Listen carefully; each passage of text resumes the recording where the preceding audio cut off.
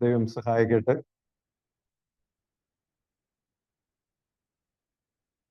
നടക്കുന്ന ഈ മീറ്റിങ്ങിന് വേണ്ടി ഞാൻ ദൈവത്തിന് നന്ദിയോടെ സ്തോത്രം ചെയ്യുന്നു. പ്രത്യേകിച്ച് മിനിസ്ട്രി അതിൻ്റെ ടീം മെമ്പേഴ്സ് എല്ലാവരോടുള്ള സ്നേഹമെന്ന് ഇന്നത്തെ സമയത്ത് അറിയിക്കുന്നു. ഈ സമയത്ത് ഇങ്ങനെ ഈ കർത്താവിന് വേണ്ടി സമയം വേർതിരിച്ച് ദൈവസന്നിധിയിൽ ഇടിവിൽ നിൽക്കാൻ ഇങ്ങനെ ഒരു പ്രേരണ ദൈവാത്മാവ് നമുക്ക് തരുന്നതും അതനുസരിക്കുവാൻ കൃപ നൽകുന്നതും രണ്ടും വളരെ പ്രധാനപ്പെട്ട കാര്യമായിട്ടാണ് ഞാൻ കാണുന്നത്. ദൈവസന്നിധിയിൽ ഇടിവിൽ നിൽക്കുന്നവരെ സ്വർഗം പ്രത്യേകം അറിയുന്നു, കാണുന്നു, കേൾക്കുന്നു എന്നുള്ള കാര്യവും എല്ലാവർക്കും അറിയാമല്ലോ. ഞാൻ ദേശത്തെ നശിപ്പിക്കാതെ വണ്ണം അതിന് ചുറ്റും മതിൽ കെട്ടി ഇടിവിൽ നിൽക്കുന്ന ഒരു പുരുഷനെ ഞാൻ അന്വേഷിച്ചു, ആരെയും കണ്ടില്ല. താനും സ്വർഗത്തിന്റെ ഒരു അവലാതിയാണ്. അവരുടെ ഇടയിൽ 3-4 വിഭാഗക്കാരുടെ ഇടയിൽ അന്വേഷിച്ചിട്ട് ആരെയും കണ്ടില്ല. താൻ അതൊരു വലിയ സങ്കടകരമായൊരു കാര്യമാണ്. എന്നാൽ നമ്മുടെ ദേശത്തെയും നമ്മുടെ രാജ്യത്തെയും ഒക്കെ സൂക്ഷിക്കേണ്ടതിന്, അല്ലെങ്കിൽ ദൈവകോപത്താൽ നശിക്കാതിരിക്കേണ്ടത്, ഇടിവിൽ നിൽക്കുന്നവരെ അന്വേഷിക്കുമ്പോൾ നമ്മളെ ദൈവം കാണുന്നു. പ്രത്യേകിച്ച് നമ്മുടെ ഈ വാത്സല്യ സഹോദരിമാരെ നിങ്ങളെ ദൈവം കാണുമ്പോൾ അത് സ്വർഗത്തിന് പ്രസാദം. അതുപോലെ തന്നെ ഞാൻ കഴിഞ്ഞ ദിവസം ഡെയിലി മെഡിറ്റേഷനിൽ അല്ലെങ്കിൽ ദൈവവചനം വായിച്ചപ്പോൾ അബ്രഹാമിനോട് ദൈവം പറയുന്ന ഒരു കാര്യമുണ്ട്. അവിടെ 50 നീതിമാന്മാരുണ്ടെങ്കിൽ, 40 ഉണ്ടെങ്കിൽ, 30 പേരുണ്ടെങ്കിൽ, അവസാനം വന്ന് പറയുന്ന 10 പേരുണ്ടെങ്കിൽ ഞാൻ ദേശത്തെ നശിപ്പിക്കുകയല്ലെന്നാണ്. പ്രിയപ്പെട്ടവരെ, നീതിമാന്മാർ ഇല്ലാതെ പോകുന്നത് വളരെ ഗൗരവമായിട്ട് നമ്മൾ കാണുന്ന ഒരു വിഷയമാണ്. തീർച്ചയായിട്ടും ദൈവം സഹായിക്കട്ടെ, ദൈവം കൃപ ചെയ്യട്ടെ എന്ന് ഞാൻ പ്രാർത്ഥിക്കുകയും ആശംസിക്കുകയും ചെയ്യുന്നു. ശശാൽ എന്നീ മീറ്റിംഗിലേക്ക് വിളിച്ച രഹബോത്ത് മിനിസ്ട്രിയുടെ ചുമതല വഹിക്കുന്ന ജീസസ് കുടുംബം, ഈ ടീമിലെ എല്ലാ ഉത്തരവാദിത്തപ്പെട്ട പ്രിയപ്പെട്ടവരും, പങ്കെടുക്കുന്ന എല്ലാ പ്രിയപ്പെട്ടവരോടുള്ള സ്നേഹം നിങ്ങളെ അറിയിക്കുന്നു. പ്രത്യേകിച്ച് എൻ്റെ കഴിഞ്ഞ ചില ദിനങ്ങളിൽ എൻ്റെ ഓപ്പറേഷനുള്ള ബന്ധത്തിൽ നിങ്ങൾ വളരെയധികം പലരും പ്രാർത്ഥിച്ചു എന്നത് അറിയുന്നതിൽ കേട്ടതിൽ എനിക്ക് വളരെയധികം സന്തോഷം തോന്നി. പ്രാർത്ഥനയിൽ കൈത്താങ്ങൽ തന്ന എല്ലാ പ്രിയപ്പെട്ടവരോടുള്ള നന്ദി അറിയിക്കുന്നു. അപ്പോൾ തന്നെ ചില മാസങ്ങൾക്ക് ശേഷം, വിശ്രമത്തിന് ശേഷം വീണ്ടും കർത്താവിൻ്റെ വചനവുമായി നമുക്ക് ഒരുമിച്ച് കൂടി വരുവാൻ ദൈവം കൃപ ചെയ്ത ദൈവസ്നേഹത്തെ ഓർത്ത് ഞാൻ പിതാവായി ദൈവത്തിന് മഹത്വം കരയേറ്റുന്നു. അപ്പോൾ തന്നെ എൻ്റെ ജീവിതത്തിൽ ദൈവം ചെയ്ത നന്മകൾ, പ്രത്യേകിച്ച് ഓപ്പറേഷനുള്ള ബന്ധത്തിൽ ദൈവം ചെയ്ത വൻ കാര്യങ്ങൾ, ദൈവത്തിൻ്റെ മഹാകരുണ, കൃപ, ദയ, ദൈവത്തിൻ്റെ പ്രീതി, വാത്സല്യങ്ങളൊക്കെ ഞാൻ വളരെയധികം അനുഭവിച്ചറിഞ്ഞ നാളുകളായിരുന്നു. കൃപയാൽ ഇപ്പോൾ സൗഖ്യമായിരിക്കുന്നു, യാത്ര ചെയ്യാൻ തുടങ്ങി, ശുശ്രൂഷകൾക്കെല്ലാം പോകാൻ തുടങ്ങി. ദൈവം ബലപ്പെടുത്തി, ദൈവം സഹായിച്ചു, എല്ലാറ്റിലും ദൈവത്തിൻ്റെ സഹായം അനുഭവിച്ചു. ദൈവനാമം മഹത്വപ്പെടട്ടെ. യഹോവ ചെയ്ത ഉപകാരങ്ങൾ ഓർത്ത് ഒരു നിമിഷം നമുക്കെല്ലാം ദൈവത്തിന് നന്ദി കരേറ്റാം. യഹോവ നല്ലവനല്ലോ, അവിടുത്തെ ദയ എന്നേക്കുമുള്ളത്. യഹോവ നല്ലവനല്ലോ, അവിടുത്തെ ദയ എന്നേക്കുമുള്ളത്. യഹോവ നല്ലവനല്ലോ, അവിടുത്തെ ദയ എന്നേക്കുമുള്ളത്. കർത്താവിന്റെ നാമം വാഴ്ത്തപ്പെടുമാറാകട്ടെ. ദൈവത്തിന് സ്തോത്രം. തുടർന്ന് ദൈവവചന ശുശ്രൂഷയിലേക്ക്, ചിന്തയിലേക്ക് നമുക്ക് ഒരുമിച്ച് പ്രവേശിക്കാം. കർത്താവ് നമ്മെ സഹായിക്കട്ടെ. ഞാൻ പറയുന്ന കാര്യം ഒന്നുകൂടെ ഒന്ന് ചോദിക്കുകയാണ്. നിങ്ങൾക്ക് വ്യക്തമായിട്ട് കേൾക്കാൻ പറ്റുന്നുണ്ടല്ലോ അല്ലെ? സൗണ്ട് കൂട്ടുകയോ കുറയ്ക്കുകയോ അല്ലെങ്കിൽ എന്തെങ്കിലും കാര്യങ്ങൾ ചെയ്യേണ്ടത്? ക്ലിയർ ആണ്. ഓക്കെ, എല്ലാവർക്കും കേൾക്കാൻ പറ്റുന്നുണ്ട്, കാണാൻ പറ്റുന്നുണ്ട്. ഓക്കെ, എന്നാൽ നമുക്ക് ഇന്നത്തെ ദൈവവചന ചിന്തയ്ക്ക് ആധാരമായിട്ട് ഉൽപ്പത്തി പുസ്തകം എൻ്റെ 6-ാം അധ്യായത്തിന്റെ 17-18 വാക്യങ്ങളാണ് പ്രാരംഭമായിട്ട് നമ്മൾ വായിക്കുന്നത്. ഉൽപ്പത്തി പുസ്തകം 6-ാം അധ്യായം 17-18 വാക്യങ്ങൾ. നിങ്ങൾ ആരെങ്കിലും വായിക്കുന്നോ? അങ്ങനെയാണ് അതിന്റെ രീതിയെങ്കിൽ അങ്ങനെ വായിക്കാം, ഇല്ലെങ്കിൽ ഞാൻ വായിക്കുന്നെങ്കിൽ അങ്ങനെ വായിക്കാം. ആകാശത്തിന് കീഴിൽ നിന്നും ജീവശ്വാസമുള്ള സർവ്വജഡത്തെയും നശിപ്പിപ്പാൻ ഞാൻ ഭൂമിയിൽ ഒരു ജലപ്രളയം വരുത്തും. ഭൂമിയിലുള്ളതൊക്കെയും നശിച്ചു പോകും. നിന്നോട് ഞാൻ ഒരു നിയമം ചെയ്യും. നീയും നിന്റെ പുത്രന്മാരും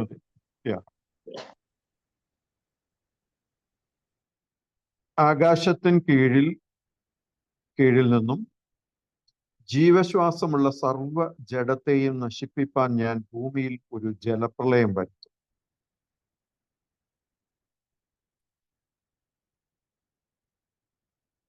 ഭൂമിയിലുള്ളതൊക്കെയും നശിച്ചു പോകും. നിന്നോടോ ഞാൻ നിയമം ചെയ്യും. ഒരു നിമിഷം പ്രാർത്ഥന. പരിശുദ്ധ പിതാവായ ദൈവമേ, അങ്ങയുടെ നാമത്തിൽ ഈ സൂം പ്ലാറ്റ്ഫോമിൽ ഒരുമിച്ച് കൂടിയിരിക്കുന്ന വാത്സല്യ സഹോദരിമാർക്കായി സ്തോത്രം. അടിയനും കൃപയിൽ ആശ്രയിക്കുന്നു. കർത്താവേ, രഹബോത്ത് മിനിസ്ട്രിക്കായി സ്തോത്രം. ദാസിയും കുടുംബത്തെയും എല്ലാ സഹോദരിമാരെയും അവരുടെ കുടുംബാംഗങ്ങളെയൊക്കെ ഓർത്ത് സ്തോത്രം ചെയ്യുന്നു. ഈ രാത്രികാലം നാഥ, അങ്ങയുടെ നാമത്തിൽ അങ്ങയുടെ സന്നിധിയിൽ പാദത്തെങ്കിൽ സമയങ്ങൾ വേർതിരിച്ച് കൂടി വരുവാൻ ഞങ്ങളോട് കരുണ ചെയ്ത ദൈവത്തിന് നന്ദി. ഇന്നത്തെ ഞങ്ങളുടെ ഈ ശുശ്രൂഷ മീറ്റിങ്ങും ഏറ്റവും അനുഗ്രഹിക്കപ്പെടുവാൻ കർത്താവ് ഞങ്ങളോട് കൃപ ചെയ്യുന്നു. ദൈവവചനത്തിലൂടെ ദൈവം ഞങ്ങളോട് സംസാരിക്കുകയും അങ്ങ് അരുളി ചെയ്യുന്ന കാര്യങ്ങൾ ഗ്രഹിച്ച് ഹൃദയത്തിൽ സംഗ്രഹിച്ച് വരും ദിവസങ്ങളിൽ 100 മേനി ഫലം ഞങ്ങളിൽ എല്ലാവരിൽ നിന്നും ഉളവാകുവാൻ തക്കവണ്ണം ആത്മാവിന്റെയും ശക്തിയുടെയും പ്രദർശനത്തോടെ ദൈവവചനം ശുശ്രൂഷിപ്പാനുള്ള കൃപ അടിയൻ യാചിക്കുന്നു. തിരുസനിലായിരിക്കുന്ന ഓരോരുത്തരുടെയും ഹൃദയങ്ങൾ ഒരിക്കൽ കൂടെ തിരുവഴുത്തിൽ മുന്നിൽ പരിശുദ്ധാത്മാവ് തുറക്കണമേ. ഈ വചനത്തിന്റെ ശക്തി വരും ദിവസങ്ങളിൽ എഴുന്നേറ്റ് പ്രകാശിക്കുവാൻ ഞങ്ങളെ സഹായിക്കുകയും ഞങ്ങളുടെ ജീവിതത്തിലൂടെ ആയുഷ്കാലത്തിലൂടെ ഞങ്ങൾ വളരെ ഫലം കായ്ക്കുന്നതിലൂടെ അങ്ങയുടെ നാമം മഹത്വപ്പെടുവാൻ തക്കവണ്ണം വചനത്തിന്റെ ശക്തിയാൽ ഞങ്ങളെ പണിയണമേ എന്ന് പ്രാർത്ഥിക്കുന്നു. ഈ ശുശ്രൂഷയുടെ മീറ്റിംഗിന്റെ അനുഗ്രഹത്തിനെതിരെയുള്ള അന്ധകാര ശക്തിയുടെ എല്ലാ പദ്ധതികളും ക്രിസ്തുവേശുവിന്റെ നാമത്തിൽ വ്യർത്ഥമാകട്ടെ എന്ന് തന്നെ യേശു ക്രിസ്തുവിന്റെ നാമത്തിൽ അപേക്ഷിക്കുന്നു. ദയവുണ്ടായി കേൾക്കണമേ സ്വർഗീയ പിതാവേ. നമ്മൾ വായിച്ച വചനം ഉൽപ്പത്തി പുസ്തകം 6-ാം അധ്യായം 17-18 വാക്യമാണ്. ദൈവം നോഹയോട് സംസാരിച്ച കാര്യമാണ്, നമുക്ക് വളരെ പരിചിതവുമാണ്. എന്നാൽ ഇന്ന് രാത്രിയിൽ ഈ സംസാരിക്കുന്നത് നോഹയോടല്ലെന്ന് നമുക്കറിയാം, നോഹയ്ക്ക് വേണ്ടിയല്ലെന്ന് നമുക്കറിയാം. കാരണം നോഹ മരിച്ച് എത്രയോ വർഷങ്ങൾക്ക് ശേഷം മോശയിലൂടെയാണ് ഉൽപ്പത്തി പുസ്തകങ്ങൾ, പഞ്ചഗ്രന്ഥങ്ങൾ എഴുതപ്പെട്ടതെന്നുള്ളതും നമുക്കറിയാം. അപ്പൊ ഈ പുസ്തകത്തിൽ ഇങ്ങനെ നോഹയുടെ ചരിത്രമുള്ള കാര്യം നോഹ അറിയുന്നില്ല. അതാണ്, വർഷങ്ങൾക്ക് ശേഷമാണല്ലോ എഴുതപ്പെടുന്നത്. അപ്പോൾ അതിന്റെ പിന്നിൽ ദൈവത്തിനൊരു പദ്ധതിയുണ്ട്. ദൈവസഭ ഭൂമിയിൽ നിന്ന് എടുക്കപ്പെടുന്നത് വരെ ദൈവജനത്തോട്, നമ്മളോടുള്ള ദൈവത്തിന്റെ അരുളപ്പാടുകളാണിത് എന്നുള്ള ചിന്തയോടും ബോധ്യത്തോടും കൂടെ നമ്മൾ ഈ വചനത്തെ ഉൾക്കൊള്ളുമ്പോൾ തീർച്ചയായിട്ടും അതിന്റെ ശക്തി നമ്മുടെ മേൽ പരിവർത്തിക്കും. ഇവിടെ നമ്മൾ വായിച്ച വചനം ഇതാണ്, ഒരിക്കൽ സംഭവിച്ച കാര്യമാണ്. നോഹയുടെ കാലം എന്ന് പറയുന്നത് ഒരു ചരിത്രമാണ്, കഴിഞ്ഞ കാലമാണ്. കഴിഞ്ഞകാല ജീവിതത്തിൽ നമുക്ക് മുന്നിലൂടെ നടന്നുപോയ ചിലരുടെ ജീവിത ചരിത്രങ്ങളെ നമുക്ക് മുന്നിൽ കൊണ്ടുവരുന്നതിന്റെ കാരണം എന്ന് പറയുന്നത് അതിൽ നിന്ന് നാം പഠിക്കണം, നാം അറിയണം, നാം ഗ്രഹിക്കണം എന്ന് ദൈവം ആഗ്രഹിക്കുന്ന കാര്യങ്ങൾ. അതുകൊണ്ട് ആകാശത്തിന് കീഴിൽ നിന്നും ജീവശ്വാസമുള്ള സർവ്വജഡത്തെയും നശിപ്പിപ്പാൻ ഞാൻ ഭൂമിയിൽ ഒരു ജലപ്രളയം വരുത്തും. ഭൂമിയിലുള്ളതൊക്കെയും നശിച്ചു പോകും. എന്നാൽ നിന്നോടോ ഞാൻ ഒരു നിയമം ചെയ്യും. പ്രിയപ്പെട്ടവരെ, ആ നിയമം, അന്ന് നോഹയോട് ദൈവം ചെയ്ത ആ നിയമം നിമിത്തമാണ് ഇന്ന് ഭൂമിയിൽ ജനമുള്ളത്, നാം ഉള്ളത് എന്നുള്ള ഒരു സത്യവും കൂടെ നമ്മൾ ഈ സമയത്ത് ഓർക്കുന്നത് നല്ലതാണ്. നോഹയോട് ചെയ്ത നിയമം എന്താണ്? നീയും നിന്റെ പുത്രന്മാരും ഭാര്യയും പുത്രന്മാരുടെ ഭാര്യമാരും പെട്ടകത്തിൽ കിടക്കണം. പെട്ടകത്തിൽ കിടക്കണം എന്ന് പറയുമ്പോൾ എവിടെയാണ് പെട്ടകം, ഏത് പെട്ടകമാണ്, എന്ത് പെട്ടകമാണ് എന്ന ചോദ്യത്തിന് പ്രസക്തിയില്ല. കാരണം തൊട്ട് മുൻപ് ദൈവം അതിന്റെ 13-ാം വാക്യം തുടങ്ങി, 6-ാം അധ്യായം 13-ാം വാക്യം തുടങ്ങി കൃത്യമായി ദൈവം ഈ നിയമം ചെയ്യുന്നതിന് മുൻപ് തന്നെ അനുസരിക്കുന്നവർക്ക് പാലിക്കുവാൻ തക്കവണ്ണം ആ പെട്ടകത്തെ ഉണ്ടാക്കാനാണ് ആദ്യം ദൈവം കൽപ്പിച്ചത്. അപ്പൊ നിലവിൽ ഓൾറെഡി ഒരു പെട്ടകം അവിടെ ഉണ്ട്. ആ പെട്ടകത്തിൽ കടക്കണം എന്നുള്ളതാണ് ഇപ്പോഴേ ദൈവം അവരോട് ആവശ്യപ്പെടുന്ന കാര്യം. അപ്പൊ നോഹയോട് ദൈവം പെട്ടകം ഉണ്ടാക്കാൻ പറഞ്ഞു. എന്നാൽ നോഹയുടെ ഭാര്യയും പുത്രന്മാരും പുത്രന്മാരുടെ ഭാര്യമാരും അവർ പെട്ടകത്തിൽ കടക്കുകയാണ് ചെയ്യുന്നത്. പ്രിയപ്പെട്ടവരെ, ഇവിടെ നോഹയുടെ കാലഘട്ടത്തിൽ അന്ന് ദൈവം വരുത്തിയ ആ വലിയ സംഹാരം, അനർത്ഥം, അതിൽ നിന്ന് രക്ഷ പ്രാപിച്ചത് ആ പെട്ടകം ഉണ്ടാക്കിയതിലൂടെയും ഉണ്ടാക്കിയ ദൈവത്തിന്റെ കൽപ്പന അനുസരിച്ച് പണിയപ്പെട്ട പെട്ടകത്തിൽ കടന്നതിലൂടെയുമാണ് എന്നുള്ള യാഥാർത്ഥ്യം നമ്മൾ എപ്പോഴും ഓർത്തിരിക്കേണ്ടതാണ്. ഞാനിങ്ങനെ ചിന്തിക്കാം, നോഹയ്ക്ക് കൃപ ലഭിച്ചു എന്നുള്ളത് നമുക്കെല്ലാം അറിയാവുന്നൊരു സത്യം. എന്നാൽ കൃപ ലഭിച്ച നോഹയോട് ദൈവം പറഞ്ഞ കാര്യം നോഹ അനുസരിച്ചതാണ് ഏറ്റവും വലിയൊരു വിഷയം. അപ്പൊ ദൈവത്തിന്റെ കൃപ ലഭിച്ച് രക്ഷയുടെ അനുഭവത്തിലേക്ക് കർത്താവിന്റെ കൃപയാൽ കടന്നു വന്ന ദൈവജനം ദൈവത്തിന്റെ കൽപ്പന അനുസരിക്കുന്ന കാര്യത്തിൽ അതുപോലെ തന്നെ ശ്രദ്ധയുള്ളവരായിരിക്കണം എന്നതും കൂടെ ഈ രാത്രിയിൽ നമ്മൾ ഒരുമിച്ച് ചിന്തിക്കുകയാണ്.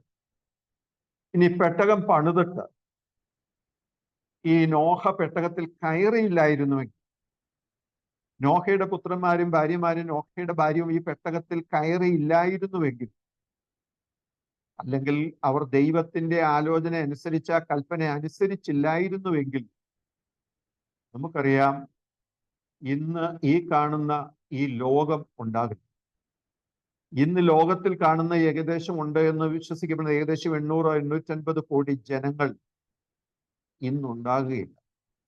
ഇന്ന് നാം പാർക്കുന്ന ഭവനങ്ങളോ കാണുന്ന മണിമന്ദിരങ്ങളോ എയർപോർട്ടുകളോ തുറമുഖങ്ങളോ ആഡംബര പട്ടണങ്ങളോ നൗകകളോ ഒന്നും ഈ ഭൂമിയിൽ ഉണ്ടാകുകയില്ലായിരുന്നു. നോഹ ദൈവത്തിന്റെ കൽപ്പന അനുസരിച്ചില്ലായിരുന്നു. നോഹയും ആ 3 പുത്രന്മാരും അവരുടെ ഭാര്യമാരും നോഹയുടെ ഭാര്യയും പെട്ടകത്തിൽ കയറിയില്ലായിരുന്നുവെങ്കിൽ ഇന്ന് നാം ഇല്ല, നമുക്ക് മുന്ന് ജീവിച്ച മനുഷ്യരില്ല, ഇനി വരാൻ പോകുന്ന മനുഷ്യരില്ല. കാരണം നോഹയുടെ 3 മക്കളിലെ ആയ ഷേം, ഹാം, യാഫേത്ത് എന്നവരിലൂടെയാണ് ഭൂമിയിലെങ്ങും മാനവരാശി ഉണ്ടായത് എന്നും ഈ ഉൽപ്പത്തി പുസ്തകം വ്യക്തമായി നമ്മെ പഠിപ്പിക്കുന്നു. അതിന്റെ ചരിത്രങ്ങളിലേക്ക് ഞാൻ പോകുന്നില്ല, എങ്കിലും നമുക്കറിയാവുന്ന ഒരു കാര്യം, നോഹയുടെ മക്കളായ അല്ലെങ്കിൽ മകനായ ഷേമിൽ നിന്നാണ് അബ്രഹാം തുടങ്ങി, ദൈവം വേർതിരിച്ച വിശ്വാസികളുടെ പിതാവായ അബ്രഹാം തുടങ്ങി തുടർന്ന് അങ്ങോട്ട് വരുന്ന അബ്രഹാം, ഇസ്ഹാക്ക്, യാക്കോബ്, തുടർന്ന് വന്നാൽ മോശ, ദാവീദ് തുടങ്ങി ഇന്നത്തെ യഹൂദന്മാർ അല്ലെങ്കിൽ ഇന്നത്തെ ഇസ്രായേൽ രാഷ്ട്രം. അവര് മാത്രമല്ല ഷേമിന്റെ മക്കള്, മിഡിൽ ഈസ്റ്റിലുള്ള പല ജാതികളും പലരും ഷേമിന്റെ മക്കളാണ്. അതുപോലെ തന്നെ യാഫേത്തിന്റെ മക്കളാണ് യൂറോപ്യൻസ്. ആ കാലഘട്ടത്തിൽ 11-ാം അധ്യായത്തിൽ പറയുന്ന അന്ന് ചിതറിപ്പോയവരാണ്. അതുപോലെ തന്നെ ഹാമിന്റെ മക്കളാണ് ആഫ്രിക്കൻസ്, ഫെലിസ്ത്യര്, അമോന്യര്, ഇങ്ങനെ തുടങ്ങിയ ഈ ജാതികളൊക്കെ ഹാമിന്റെ മക്കളാണ്. ഇങ്ങനെ ഈ 3 മക്കളിൽ നിന്നാണ് ഭൂതലത്തിൽ എങ്ങും മാനവരാശി ഉണ്ടായത്. അവരിൽ നിന്നാണ് ഇന്ന് ഈ കാണുന്ന തലമുറകളും ഈ ലോകവും ഉണ്ടായത്. അപ്പൊ ഞാൻ പറഞ്ഞു വരുന്ന വിഷയം ഇതാണ്. ദൈവം കൽപ്പിക്കുന്ന, പറയുന്ന കാര്യം അനുസരിക്കുന്നതിൻ്റെ പരിണിത ഫലം എന്ന് പറയുന്നത് അനുസരിച്ച വ്യക്തിയിൽ മാത്രം ഒതുങ്ങുന്ന ഒന്നല്ല. ആ അനുഗ്രഹം ദൈവത്തിന്റെ കൽപ്പന അനുസരിക്കുന്ന ആ വ്യക്തിയും അവരുടെ കുടുംബവും അനേക തലമുറകൾ, വംശങ്ങൾ, കാലാകാലങ്ങളിൽ അനുഗ്രഹിക്കപ്പെടും ഒരു വ്യക്തി ദൈവത്തിന്റെ കൽപ്പന അനുസരിച്ചാണ്. നോഹയോട് ദൈവം പെട്ടകത്തിൽ കയറാൻ പറഞ്ഞു, അവര് കയറി. ഇനി ഈ കാലഘട്ടവുമായിട്ട് നമ്മൾ ചിന്തിക്കുമ്പോൾ, ബന്ധപ്പെടുത്തി വരുമ്പോഴാണ് ഈ സന്ദേശത്തിന്റെ പ്രസക്തി ഈ കാലഘട്ടത്തിൽ എത്രത്തോളം ആവശ്യമാണ് എന്നുള്ള തിരിച്ചറിവ് നമുക്കുണ്ടാകും. അന്ന് ദൈവം കൽപ്പിച്ചതുപോലെ 13 തുടങ്ങിയുള്ള വാക്യത്തിൽ നോഹയോട് ദൈവം പറഞ്ഞ കാര്യം ഇതാണ്. നോഹയോട് ദൈവം കൽപ്പിച്ചതെന്നാൽ സകല ജഡത്തിന്റെ അവസാനം എൻ്റെ മുന്നിൽ വന്നിരിക്കുന്നു, ഭൂമി അവരാൽ അതിക്രമം കൊണ്ട് നിറഞ്ഞിരിക്കുന്നു, ഞാൻ അവരെ ഭൂമിയോടുകൂടെ നശിപ്പിക്കും. അപ്പം ഭൂമിയിൽ അതിക്രമം വർദ്ധിക്കുമ്പോൾ, അന്യായം വർദ്ധിക്കുമ്പോൾ, അതുപോലെ തന്നെ പാപം വർദ്ധിക്കുമ്പോൾ ദൈവമക്കളെ ഓർത്തോണം, ദൈവത്തിന്റെ ന്യായവിധി ഉറപ്പായിട്ടും ഉണ്ടാവും. ഈ കഴിഞ്ഞ നാളുകളിലൊക്കെ ഉണ്ടായ വലിയ ദുരന്തങ്ങളൊക്കെ പറയാതെ തന്നെ നമുക്ക് അതിന്റെ ഗൗരവം അറിയാവുന്നതുകൊണ്ട് ഞാൻ കൂടുതൽ അത് വിശദീകരിക്കുന്നു. എന്ന് പറഞ്ഞാൽ പെട്ടെന്ന് ഇപ്പോഴും നമ്മുടെ മനസ്സിൽ നിൽക്കുന്ന സുനാമി മുതൽ, ഇന്തോനേഷ്യയിൽ ഉണ്ടായ സുനാമിയുടെ തരംഗം കേരളത്തിൽ വരെ അടിച്ചത് നമുക്കറിയാം. നമ്മുടെ ഈ കാലഘട്ടത്തിലായതുകൊണ്ട്, ഈ ഓർമ്മയിലുള്ളതുകൊണ്ട് ഞാൻ പറയാം. സുനാമി മുതൽ ഭൂകമ്പങ്ങൾ, യുദ്ധങ്ങൾ, വെള്ളപ്പൊക്കം, കൊറോണ, ഇതെല്ലാം ലോകത്തിൽ പാപം വർദ്ധിക്കുമ്പോഴൊക്കെ ദൈവത്തിന്റെ ന്യായവിധി വെളിപ്പെട്ടതിന് വ്യക്തമായ ചരിത്രം നമുക്ക് വേദപുസ്തകത്തിൽ നമുക്ക് മനസ്സിലാക്കാൻ പറ്റും. ജഡീകർക്ക് ഇത് മനസ്സിലാകില്ല. പക്ഷെ ആത്മീയരായ നമ്മൾ, ആത്മീയർ സകലത്തെയും വിവേചിക്കുന്നത് കൊണ്ട് നമ്മൾ അത് മനസ്സിലാക്കേണ്ടവരും മനസ്സിലാക്കുന്നവരുമാണ്.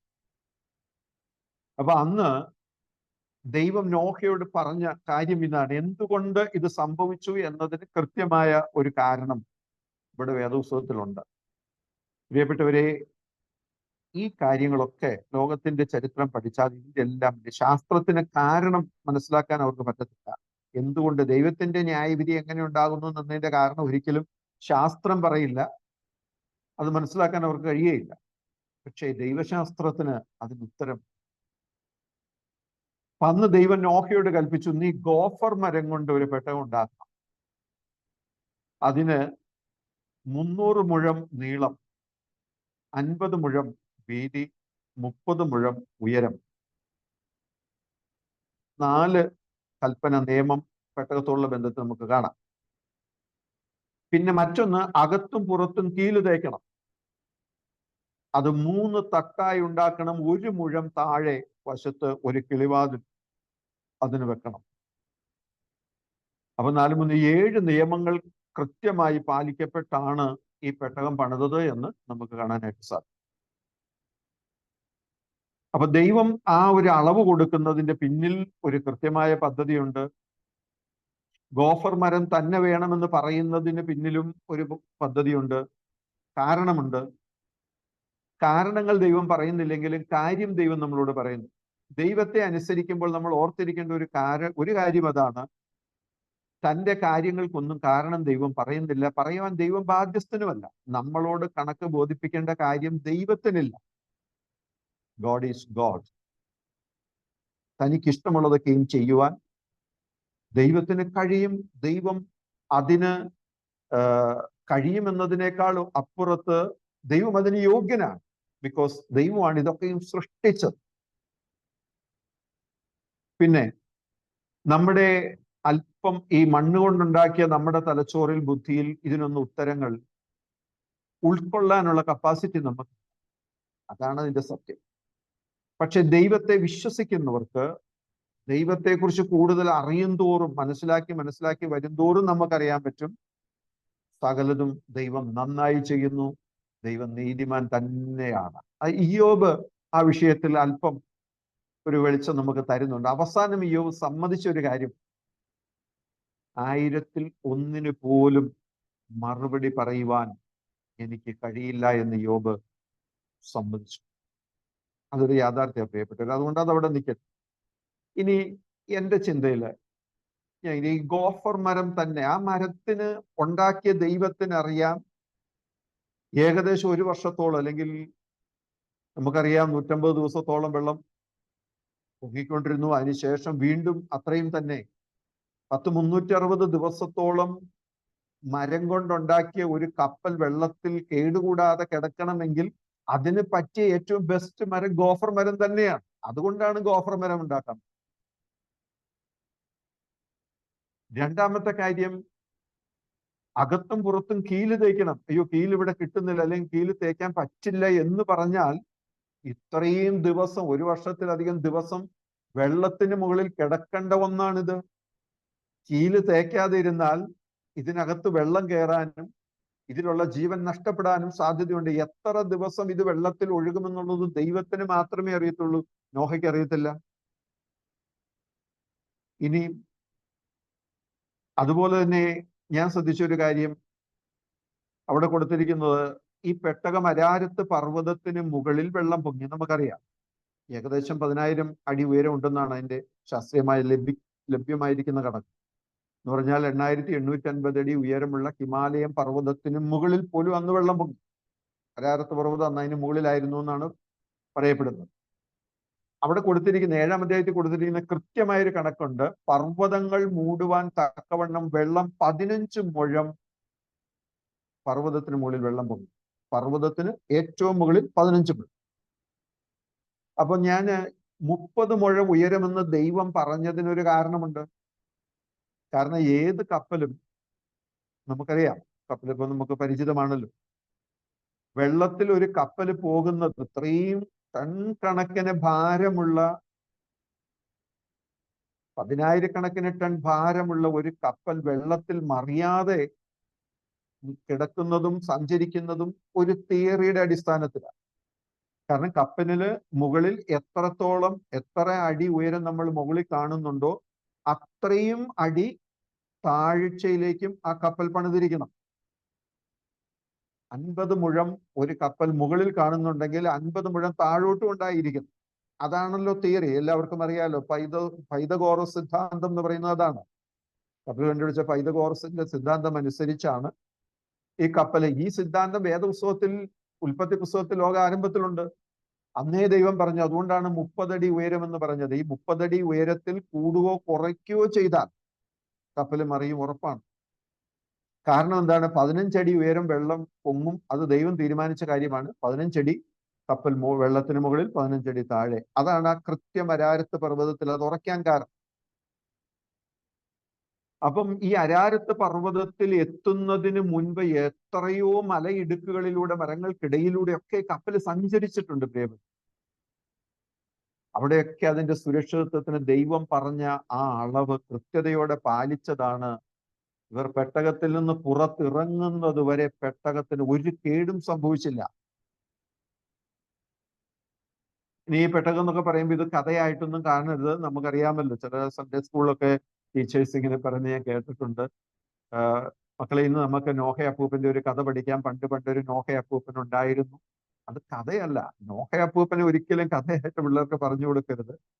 ഇത് ചില ഹിസ്റ്റോറിക്കൽ എവിഡൻസ്, ഇത് ചരിത്രപരമായ ചില യാഥാർത്ഥ്യങ്ങളാണ്. ഇന്ന് ഞാൻ അതിനെക്കുറിച്ച് മനസ്സിലാക്കിയിരിക്കുന്നത് ഇങ്ങനെയാണ്. ഈ അരാരത്ത് പർവ്വതത്തിന് മുകളിൽ ഇപ്പോഴും ഈ ഷിപ്പ്, ഈ കപ്പല് മഞ്ഞു മലകൾക്കിടയിൽ സൂക്ഷിക്കപ്പെട്ടിരിക്കുന്നു എന്നാണ്. ഈ അർമേനിയക്കും തുർക്കിക്കും ഇടയിലുള്ള ഒരു സ്ഥലമാണ് അരാരത്ത് പർവ്വതം. ഇസ്രായേലിനോട് അടുത്ത് കിടക്കുന്ന ഒന്നാണ്. ഇത് രണ്ട് തർക്ക വിഷയമായതുകൊണ്ട് 10,000 പട്ടാളക്കാരാൽ ഇത് സംരക്ഷിക്കപ്പെട്ടിരിക്കുന്നു. ചില വർഷങ്ങൾക്ക് മുമ്പ് എനിക്ക് ലഭിച്ച റിപ്പോർട്ട് കിട്ടിയതിന്റെ അടിസ്ഥാനത്തിൽ ഞാൻ പറയുന്നത്, മഞ്ഞുമലകൾക്കിടയിൽ അരാരത്ത് പർവ്വതത്തിൽ നോഹയുടെ കപ്പലുണ്ട് എന്ന് ലഭിച്ചേക്കുന്ന സൂചനകൾ, അമേരിക്കൻ ചാര ഉപഗ്രഹം പിടിച്ചെടുത്ത ചില ഫോട്ടോസ് ഒക്കെ നിലവിലുണ്ട്. എൻ്റെ കയ്യിൽ ഒരു കോപ്പീസ് ഉണ്ടായിരുന്നു പണ്ട് യൂത്ത് ക്യാമ്പിനൊക്കെ ഞാൻ ക്ലാസ് എടുക്കാനായി. അപ്പൊ ഇതെന്ന് പറയുന്നത് ആർക്കും കഥയായിട്ട് എഴുതി തള്ളാവുന്ന ഒരു കാര്യമല്ല. ഇതൊരു സത്യമായ ഒരു കാര്യമാണ്. അപ്പൊ നോഹ അന്ന് ദൈവം കൽപ്പിച്ച അതേ നീളത്തിൽ, അതേ ഉയരത്തിൽ, അതേ വീതിയിൽ 3 തട്ടായി അകത്തും പുറത്തും കീല് തേച്ച് പണിത പെട്ടകം പണിയുകയും ആ പെട്ടകത്തിൽ ദൈവത്തിന്റെ നിയമം അനുസരിച്ച് പെട്ടകത്തിൽ കയറുകയും ചെയ്ത കാരണത്താൽ ആ 3 ആൺപിള്ളേരും അവരുടെ ഭാര്യമാരും, നോഹയും ഭാര്യയും ജീവിച്ചിരുന്നു. അവരിൽ നിന്ന് മക്കളുണ്ടായി, തലമുറകളുണ്ടായി. അങ്ങനെ ഇന്ന് ഭൂമി നിറഞ്ഞു. ഇന്ന് കാണുന്ന സകല ശാസ്ത്രവും, ഏതാഡംബരവും, ഏത് രാജ്യവും, ഏത് ലോകവും ദൈവത്തിന്റെ കൽപ്പന അനുസരിച്ച്, ഒരു ഭക്തൻ കൽപ്പന അനുസരിച്ചിൽ നിന്ന് ആണ് എന്നുള്ള യാഥാർത്ഥ്യത്തെ നമ്മൾ ഗ്രഹിച്ചുകൊണ്ട് ഈ കാലഘട്ടത്തിൽ ദൈവം നമ്മളോട് ചെയ്യുന്ന നിയമം എന്താണ് എന്ന് മനസ്സിലാക്കി ഈ കാലഘട്ടത്തിൽ അന്ന് നോഹ എഴുന്നേറ്റ് പ്രകാശിച്ചതുപോലെ, നോഹ കൽപ്പന അനുസരിച്ച് അനേകരുടെ ജീവന് നോഹ ഒരു മുഖാന്തരമായി തീർന്നതുപോലെ, ഈ കാലഘട്ടത്തിൽ നാശത്തിലേക്ക് നീങ്ങുന്ന, അനർത്ഥത്തിലേക്ക് നീങ്ങിക്കൊണ്ടിരിക്കുന്ന, പാപത്തിലേക്ക് കൂപ്പുകുത്തിക്കൊണ്ടിരിക്കുന്ന ഈ ലോകത്തിൽ നാം ഓരോരുത്തരും എഴുന്നേറ്റ് പ്രകാശിച്ച് അനേകരെ നിത്യജീവനിലേക്ക് നയിക്കുന്നവരായി തീരണമെങ്കിൽ നമ്മളോട് ദൈവം ചെയ്യുന്ന ആ നിയമം അനുസരിക്കുവാൻ നമ്മൾ ബാധ്യസ്ഥരാണ് എന്നുള്ള ചിന്ത ഈ കാലഘട്ടങ്ങളിൽ നമ്മിൽ വേരൂന്നി നിൽക്കട്ടെ എന്ന് ഞാൻ പ്രാർത്ഥിക്കുന്നു. അത് നിങ്ങളുമായി ഞാൻ പങ്കുവെക്കുകയാണ്. അന്ന് അല്പജനം എന്ന് വെച്ചാൽ 8 പേരാണ് ദൈവത്തിന്റെ കൽപ്പന അനുസരിച്ച് പണിയപ്പെട്ട പെട്ടകത്തിൽ കയറി. ആ 8 പേര് രക്ഷ പ്രാപിച്ചു. ഒരു കാര്യം ഓർത്തിരിക്കണം, നമുക്ക് സ്വാഭാവികമായിട്ട് ആർക്കും തോന്നാവുന്ന ഒരു ചോദ്യം, നമ്മളിപ്പോൾ സുവിശേഷമൊക്കെ പറയുമ്പോൾ, പ്രത്യേകിച്ച് എൻ്റെ ഒരു പ്രധാന വിഷയമാണ് പേഴ്സണൽ ഇവാഞ്ചലിസം. വർഷങ്ങളായി ഞാനത് പഠിപ്പിച്ചുകൊണ്ടിരിക്കുന്നു. ഞാൻ ആ ജോലി, ആ ശുശ്രൂഷ ഇപ്പോഴും ചെയ്തുകൊണ്ടിരിക്കും. എനിക്ക് വളരെ ഇഷ്ടമുള്ളൊരു കാര്യമാണ് പേഴ്സണലായിട്ട് സുവിശേഷം പറയുക, പറയുന്നവരെ പരിശീലിപ്പിക്കുക. അങ്ങനെ കേരളത്തിൽ എല്ലാ ജില്ലകളിലും നമ്മുടെ ടീം അതിന്റെ ക്ലാസ്സുകളൊക്കെ എടുത്തു വരുന്നു. ഈ പേഴ്സണൽ ഇവാഞ്ചലിസം എന്ന് പറഞ്ഞു പോകുമ്പോൾ പലപ്പോഴും നമ്മൾ കേൾക്കുന്ന ഒരു ചോദ്യം ഇതാണ്: അപ്പൊ നിങ്ങൾ കുറച്ചു പേരൊഴിച്ച് ബാക്കി എല്ലാവരും നരകത്തിൽ പോകുമെന്നാണോ നിങ്ങൾ പറയുന്നത്? സത്യത്തിൽ നമ്മൾ പറയുന്നത് സ്വർഗത്തിൽ പോകാനുള്ള വഴിയാണ്. അത് ഉൾക്കൊള്ളാൻ, അംഗീകരിക്കാൻ തയ്യാറല്ലാത്തതുകൊണ്ട് അവർ തിരിച്ച് നമ്മളോട് ചോദിക്കുന്ന ഒരു ചോദ്യമാണ്, അപ്പം ബാക്കിയുള്ള ഞങ്ങൾ എല്ലാവരും നരകത്തിൽ പോകുമെന്ന്, ബാക്കിയുള്ള മതങ്ങളിലുള്ള എല്ലാവരും നരകത്തിൽ പോകുമെന്നാണോ നിങ്ങൾ പറയുന്നത്? നമ്മൾ ആര് നരകത്തിൽ പോകുന്നു എന്ന് പറയുന്നത് അല്ലല്ലോ നമ്മളെ ദൈവം ഏൽപ്പിച്ച ശുശ്രൂഷ. നമ്മൾ ചെയ്യുന്നു അത്. സ്വർഗത്തിൽ പോകാൻ എന്ത് ചെയ്യണം? ദൈവത്തിന്റെ കൽപ്പന അനുസരിക്കും. അതാണ് അവരുടെ ചോദ്യം. അവരുടെ ഒരു ഭയത്തിൽ നിന്നൊരു ചോദ്യമാണ്, ബാക്കിയുള്ളവരെല്ലാം. അപ്പൊ ഇത്രയും പേര് പോകുമോ? നിങ്ങൾ കുറച്ച് പേരൊഴിച്ച്. ഒരുപക്ഷെ നിങ്ങളും ആ ചോദ്യം ഫേസ് ചെയ്തിട്ടുണ്ടാവും. ഇവിടെ നമുക്കത് എളുപ്പത്തിൽ മനസ്സിലാക്കാൻ പറ്റുന്ന ഒരു കാര്യം, നോഹയുടെ ഈ പെട്ടകം പണിയുമ്പോൾ, ജലപ്രളയം വരുമ്പോൾ എന്താണേലും 8 പേരല്ലല്ലോ ഭൂമിയിലുള്ളത്. കായിന്റെയും അല്ലെങ്കിൽ നമുക്ക് ആ ചരിത്രത്തിൽ നിന്ന് എത്രയോ ജനങ്ങൾ, ഏതെല്ലാം അന്ന് ചെതറിപ്പോയവരോ, ഈ ഭൂമിയുടെ എല്ലാ ഏരിയയിലേക്കും ഉൽപ്പത്തി പുസ്തകം, ബാബേൽ പ്രവാസം, അല്ലെങ്കിൽ ദൈവം ഭാഷ കലക്കി അങ്ങനെ ചെതറിച്ച കാലഘട്ടങ്ങൾ തുടങ്ങി. ഭൂമിയിൽ എവിടെയെല്ലാം ജനങ്ങളുണ്ട്, എത്രയോ ലക്ഷം ജനങ്ങളുണ്ട്. ആ അത്രയും ലക്ഷം ജനങ്ങള് ആ വെള്ളപ്പൊക്കത്തിൽ മുങ്ങി മരിച്ചു. അതൊരു സത്യമാണ്, യാഥാർത്ഥ്യം. 8 പേര് മാത്രമാണ് രക്ഷ പ്രാപിച്ചത്. അപ്പം അന്ന് ദൈവം കൽപ്പിച്ച ആ പെട്ടകമുണ്ടാക്കുകയും പെട്ടകത്തിൽ കയറിയ 8 പേര് ഒഴിച്ച് ബാക്കി ഭൂമിയിലെ മുഴുവൻ മൂക്കിൽ ജീവശ്വാസമുള്ള സകല മനുഷ്യരും, മൃഗങ്ങളും, ജന്തുക്കളും എല്ലാം ചത്തൊടുങ്ങി എന്നുള്ളത് സത്യമാണ്. ബൈബിൾ പറയുന്നു, സത്യമാണ്. അപ്പൊ അവിടെ നമ്മൾ ഓർത്തിരിക്കേണ്ട ഒരു കാര്യമുണ്ട്, കൽപ്പന അനുസരിക്കാത്ത എത്രയോ ലക്ഷം പേര് നശിക്കുന്നു എന്നതിൽ സ്വർഗം വേവലാതിപ്പെടുന്നില്ല. കൽപ്പന അനുസരിക്കുന്നവർ എത്രയുണ്ടോ അത്രയും പേര് മാത്രമേ രക്ഷ പ്രാപിക്കുകയുള്ളൂ, അന്നും ഇന്നും എന്നുള്ള യാഥാർത്ഥ്യം നമ്മൾ ഓർത്തിരിക്കും. ലോകത്തിന്റെ തെറ്റായ ചില ചോദ്യങ്ങൾക്ക് ശരിയായ ഉത്തരം കൊടുക്കാൻ നമ്മൾ ബാധ്യസ്ഥരല്ല. അതുകൊണ്ട് നിങ്ങൾ കുറച്ചു പേരേ ഉള്ളോ, അല്ലെങ്കിൽ ഇത്രയും പേര് മാത്രമേ പോകുമുള്ളൂ എന്നുള്ള ചോദ്യത്തിന് മുന്നിൽ പതറിപ്പോകുന്ന ചില ദൈവമക്കളെയും ശുശ്രൂഷകരെ പോലും എനിക്കറിയാം. അതുകൊണ്ടാണ് ഞാൻ ഈ വിഷയം ഉറപ്പിച്ചു പറയുന്നത്. നോഹയുടെ കാലത്ത് 10 കോടി പേര് കൽപ്പന അനുസരിക്കാത്തവരുണ്ടെങ്കിൽ അത് ദൈവത്തിനൊരു വിഷയമല്ല. കൽപ്പന അനുസരിക്കുന്നവർ എത്ര പേരെന്ന് മാത്രമാ സ്വർഗം എണ്ണുന്നത്. അതുകൊണ്ടാണ് 8 പേരെന്ന് കൃത്യം കൊടുത്തിരിക്കുന്നത്. അനുസരിക്കാതെ മരിച്ച എത്ര പേരുണ്ടെന്നതിന്റെ എണ്ണമൊക്കെ എടുക്കുന്നത് ലോകമാണ്. സ്വർഗം കൽപ്പന അനുസരിക്കുന്നവരുടെ എണ്ണം മാത്രമേ എടുക്കുന്നുള്ളൂ. അവർ 8 പേർ കൃത്യമായിട്ട് അവിടെ കൊടുത്തിട്ടുണ്ട്. അതുകൊണ്ട് തന്നെ പ്രിയപ്പെട്ടവരെ, ഈ കാലഘട്ടം എന്ന് പറഞ്ഞാൽ ഈ കൃപായുഗം, അല്ലെങ്കിൽ കാഹളം ധ്വനിക്കുന്ന ആ സമയം വരെയുള്ള ഈ കാലഘട്ടം, ഇതിനിടയിൽ എത്ര പേര് കർത്താവായ യേശു ക്രിസ്തുവിന്റെ കൽപ്പന അനുസരിക്കുന്നു, അത്രയും പേര് വരാൻ പോകുന്ന ലോകത്തിന്റെ ന്യായവിധിയിൽ നിന്ന് രക്ഷ പ്രാപിക്കും. എന്ന് പറഞ്ഞാൽ നമുക്കറിയാം അന്ത്യകാലത്ത് സംഭവിക്കാൻ പോകുന്ന കാര്യങ്ങൾ, അല്ലെങ്കിൽ ഇനി ഭൂമിക്ക് സംഭവിക്കാൻ പോകുന്ന കാര്യം. മലാക്കി പുസ്തകം 4-ാം അധ്യായത്തിന്റെ 1, 2, 3 വാക്യത്തിൽ, പത്രോസിന്റെ ലേഖനത്തിലും കൃത്യമായി കൊടുത്തിട്ടുണ്ട്. ഏത് വിധത്തിലാണ് ലോകത്തെ മുഴുവൻ ആയി ദൈവം ന്യായം വിധിക്കുന്നത്. അത് നിങ്ങൾ ആരെങ്കിലും എടുത്തിട്ടുണ്ടെങ്കിൽ ജസ്റ്റ് ഒന്ന് വായിക്കാം. ഭൂമിയുടെ അവസാനം എന്താണ്, ഇത് ഏത് വിധത്തിൽ ഒരു അന്ത്യമാണ് ഇനി സംഭവിക്കാൻ പോകുന്നതെന്നൊക്കെ നമുക്കവിടെ കാണാൻ സാധിക്കും. കള്ളനെ പോലെ വരും, അന്ന് ആകാശം താങ്ക് യു. വായിച്ചു. അന്ന് ആകാശം കൊടുമുഴക്കത്തോടെ ഒഴിഞ്ഞു പോകും, മൂലപദാർത്ഥങ്ങൾ കത്തി അഴിയുകയും ഭൂമിയും അതിലുള്ള പണികളും വെന്തുപോവുകയും ചെയ്യും. ഇങ്ങനെ ഇവയൊക്കെ അഴിവാനുള്ളതായിരിക്കാൻ ആകാശം ചുട്ടഴിവാനും മൂലപദാർത്ഥങ്ങൾ വെന്തുരുകുവാനുമുള്ള ദൈവ ദിവസത്തിന്റെ വരവ് കാത്തിരുന്നും ബന്ധപ്പെടുത്തിയും കൊണ്ട് നിങ്ങൾ എത്ര വിശുദ്ധ ജീവനവും ഭക്തിയും ഉള്ളവരായിരിക്കണം. ഇപ്പൊ ആകാശം കൊടുമുഴക്കത്തോടെ ഒഴിഞ്ഞു പോകും, ഭൂമിയും മൂലപദാർത്ഥങ്ങളും വെന്തഴും. ഇത് വരാൻ പോകുന്ന ഒരു കാര്യമാണ്. ലോകം വിശ്വസിക്കോ ഇല്ലയോ, ശാസ്ത്രം അംഗീകരിക്കോ ഇല്ലയോ എന്നുള്ളത് നമ്മുടെ വിഷയമല്ല. ആരെങ്കിലും ഒരാൾ വിശ്വസിച്ചില്ല എന്നതുകൊണ്ട് ദൈവത്തിന്റെ ഒരു പദ്ധതിയും നടക്കാതിരുന്നിട്ടില്ല. ദൈവവചനത്തിൽ രേഖപ്പെടുത്തിയ ഒരു കാര്യവും ആരെയും വിശ്വസിപ്പിക്കേണ്ട ബാധ്യതയും ദൈവത്തിനില്ല. എന്നാൽ വിശ്വസിച്ചാൽ അവർ ദൈവത്തിന്റെ മഹത്വം കാണും. അപ്പൊ ഭൂമി കൊടുമുഴക്കത്തോടെ, ആകാശം കൊടുമുഴക്കത്തോടെ ഒഴിഞ്ഞു പോകും, ഭൂമിയും മൂലപദാർത്ഥങ്ങളും വെന്തഴിയുവാൻ ഉള്ളത് കൊണ്ട്. ഇനി മലാക്കി 4-ാം അധ്യായത്തിന് 1, 2, 3 വാക്യം. ചൂള പോലെ കത്തുന്ന ഒരു ദിവസം വരും, ഭൂമിയും മൂലപദാർത്ഥങ്ങളും വെന്തഴിയും, സകല അഹങ്കാരികളും ദുർപ്രവൃത്തിക്കാരും താളടിയാകും. ഇതൊക്കെ വേദപുസ്തകത്തിൽ കൃത്യമായി കൊടുത്തിരിക്കുന്ന ചില സൂചനകളും മുന്നറിയിപ്പുകളുമാണ്. ചൂള പോലെ, മലാക്കി 4:1, ചൂള പോലെ കത്തുന്ന ഒരു ദിവസം വരും, അപ്പോൾ അഹങ്കാരികളൊക്കെയും സകല ദുഷ്പ്രവർത്തിക്കാരും താളടിയാകും.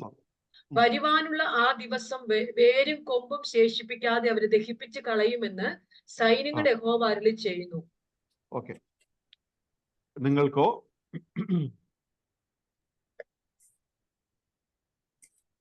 സൈന്യങ്ങളുടെ യഹോവ അരുളി ചെയ്യുന്നു, എന്റെ നാമത്തെ ഭയപ്പെടുന്ന നിങ്ങൾക്കോ നീതി സൂര്യൻ തന്റെ ചിറകിൻ കീഴിൽ രോഗോപശാന്തിയോടുകൂടെ ഉദിക്കും. നിങ്ങളും പുറപ്പെട്ട തൊഴുത്തിൽ നിന്ന് വരുന്ന പശുക്കിടാക്കളെ പോലെ തുള്ളിച്ചാടും. തുള്ളിച്ചാടെന്ന് പറഞ്ഞാൽ തൊഴുത്തിൽ നിന്ന് വരുന്ന പശുക്കിടാക്കളെ എന്ന് പറഞ്ഞാൽ വേറൊന്നും ചിന്തിക്കേണ്ട. തൊഴുത്തിൽ നിന്ന് പാല് കുടിച്ച് വയറ് നിറഞ്ഞ സന്തോഷത്തോടെ തുള്ളിച്ചാടി വരുന്ന പശുക്കിടാക്കളുടെ ഒരു സന്തോഷമുണ്ട്. അത് തൊഴുത്തിൽ നിന്ന് ഇറങ്ങുന്ന പടി. പശുവിനെയൊക്കെ വളർത്തിയിട്ടുള്ളവർക്കറിയാം, വാലൊക്കെ മുകളിലോട്ട് പൊക്കി കാലൊക്കെ തന്നെ വീടും ചുറ്റും പറമ്പൊക്കെ ഉണ്ടെങ്കിൽ ഒരു 3 ചുറ്റിൽ ഒരു ഓട്ടോ ഓടി തിരിച്ച് മുറ്റത്ത് വന്നു നിൽക്കും. ആ സന്തോഷമാണ്. അപ്പൊ ഇങ്ങനെ ചൂള പോലെ കത്തുന്ന ഈ ദിവസം വരുമ്പോൾ സകല അഹങ്കാരികളും ദുഷ്പ്രവർത്തിക്കാരും താളടിയാകും. ഇത് വരാൻ പോകുന്ന കാര്യമാണ്. എന്നാൽ നിന്നോടോ ഞാൻ ഒരു നിയമം ചെയ്യും. നീയും നിന്റെ പുത്രന്മാരും ഭാര്യയും നിന്റെ പുത്രന്മാരുടെ ഭാര്യമാരും പെട്ടകത്തിൽ കടക്കണം. കടന്നാൽ അവർ സുരക്ഷിതമായിരിക്കും. ഇനി ഏതാണ് ഈ കാലഘട്ടത്തിൽ രക്ഷയ്ക്കായി ദൈവം നമുക്കായി, നമ്മുടെ രക്ഷയ്ക്കായി ദൈവം ഒരുക്കിയിരിക്കുന്ന പെട്ടകം ഏതാണ് എന്നുള്ളതിനെ കുറിച്ചാണ് നമ്മൾ ഇനി ചിന്തിക്കുന്നത്. ഓക്കെ, അപ്പം പുതിയ നിയമ ദൈവസഭ ഈ കാലഘട്ടത്തിൽ 2 വിധത്തിലാണ്. ഒന്ന് ഓർക്കണം, ഞാൻ പറഞ്ഞു, കാഹളം ധ്വനിക്കുന്നത് വരെ ദൈവത്തിന്റെ പദ്ധതിയും പ്രവൃത്തിയും ലോകത്തിൽ നടക്കേണ്ടതിന് ദൈവം സൂക്ഷിക്കുന്ന, ദൈവം തൻ്റെ മക്കളെ സൂക്ഷിക്കുന്നത്. ന്യായവിധി നടക്കുമ്പോൾ തന്നെ തൻ്റെ ജനത്തെ ദൈവം സൂക്ഷിക്കും. അവിടെ ഈ വചനത്തിന് പ്രസക്തിയുണ്ട്. കാരണം നിന്നോടോ ഞാൻ ഒരു നിയമം ചെയ്യും. വ്യക്തിപരമായി ദൈവത്തെ ഭയപ്പെടുകയും ദൈവഭക്തി മുറുകെ പിടിക്കുകയും ചെയ്യുന്നവരെ ഏത് കാലഘട്ടത്തിലും ഏത് അനർത്ഥത്തിൽ നിന്നും സംരക്ഷിക്കുവാൻ സ്വർഗത്തിലെ ദൈവം അത് ചെയ്യും. ദൈവം വിശ്വസ്തനാണ്. എൻ്റെ വ്യക്തിപരമായ ചില അനുഭവങ്ങൾ പറഞ്ഞാൽ ധാരാളം പ്രാവശ്യം ഞാനിത് അനുഭവിച്ചിട്ടുള്ള ഒരാളാണ്. നമുക്കറിയാം, ചില പ്രയാസങ്ങളിലൂടെ, ചില നഷ്ടങ്ങളിലൂടെ, ചില വേർപാടിലൂടെ ഒക്കെ ദൈവമക്കൾ ആ സങ്കടങ്ങളിലൂടെ ഒക്കെ കടന്നു പോയിട്ടുണ്ട്. എന്നാൽ ദൈവത്തിന്റെ പദ്ധതിയുടെ ഭാഗമായിട്ടുള്ളതാണ് അവിടെ അതിൻ്റെ ഒരു മഹത്വം. എന്നാൽ മറിച്ച് ഇത് എന്തുകൊണ്ട് എന്നൊരു ചോദ്യം ദൈവമക്കൾ ചോദിക്കുകയാണെങ്കിൽ ഉത്തരമില്ലാത്ത അനേക ചോദ്യങ്ങളുടെ ഒരു കലവറയുമായി സഞ്ചരിക്കുന്ന ദൈവസഭകളും ദൈവമക്കളും ദൈവദാസന്മാരടക്കം ഈ കാലഘട്ടത്തിലുണ്ട്. അയ്യോ, എന്നാലും പാസ്റ്ററെ എനിക്കിങ്ങനെ വന്നത് എന്താണ്, അവർക്ക് അങ്ങനെ വന്നത് എന്താണ്, അയ്യോ അവിടെ അങ്ങനെ സംഭവിച്ചത് എന്താണ്, ഇങ്ങനെയുള്ള ചോദ്യങ്ങൾ. ഞാൻ അതിന് ഒരു ഉത്തരം കൂടെ നമ്മൾ ചിന്തിക്കുകയാണ്. കാരണം നാളെ ഒരുപക്ഷെ ആരെങ്കിലും ചോദിച്ചാൽ ആ ഉത്തരം പറയാൻ നിങ്ങളും പ്രാപ്തരാകണല്ലോ. ലാസർ മരിച്ചത് എന്തുകൊണ്ടാണ്? മാർത്തയ്ക്കും മറിയയ്ക്കും ഉത്തരമില്ലായിരുന്നു 4 ദിവസം വരെ. അവരുടെ വാക്കുകളിൽ നിന്ന് അത് പ്രസക്തമാണ്. യോഹന്നാൻ 11 നമുക്കെല്ലാം വളരെ പരിചിതമാണ്, എടുക്കണമെന്നില്ല. ലാസർ ദീനമായി കിടക്കുന്നു. യേശു മാർത്തയെയും മറിയയെയും ലാസറിനെയും സ്നേഹിച്ചു. എന്നിട്ടും താൻ ദീനമായി കിടക്കുന്നു എന്ന് അറിഞ്ഞിട്ട് 2 ദിവസം പിന്നെയും കർത്താവ് അവിടെ തന്നെ ചെലവഴിച്ചു.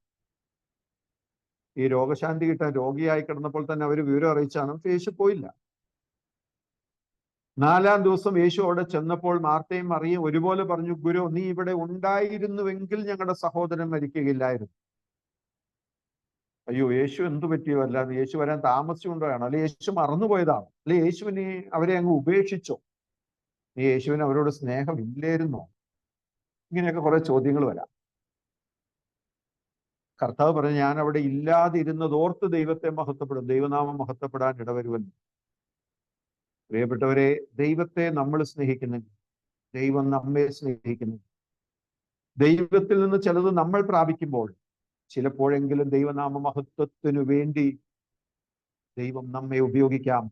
അത് ചിലപ്പോൾ സന്തോഷം തന്നായിരിക്കാം, അല്പം സങ്കടമായിരിക്കാം, ചില വലിയ നന്മയിലൂടെ ആയിരിക്കാം, ചിലപ്പോൾ ചില നഷ്ടങ്ങളിലൂടെ ആയിരിക്കാം. ദൈവനാമം മഹത്വപ്പെടുന്നത് നമുക്കറിയത്തില്ല.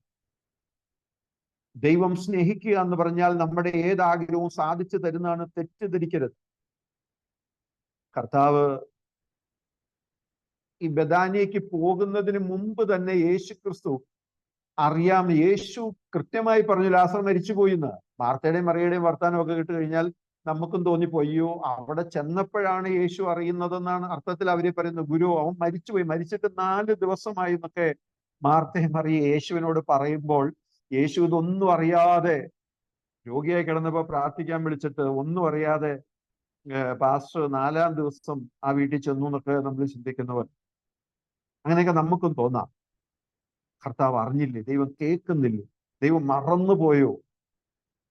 കുറച്ചുകൂടി ഒരു ആഴമേറിയ സ്നേഹം നമുക്കുണ്ടെങ്കിൽ അതിനുള്ള ഉത്തരം നമ്മുടെ ഉള്ളിൽ തന്നെ.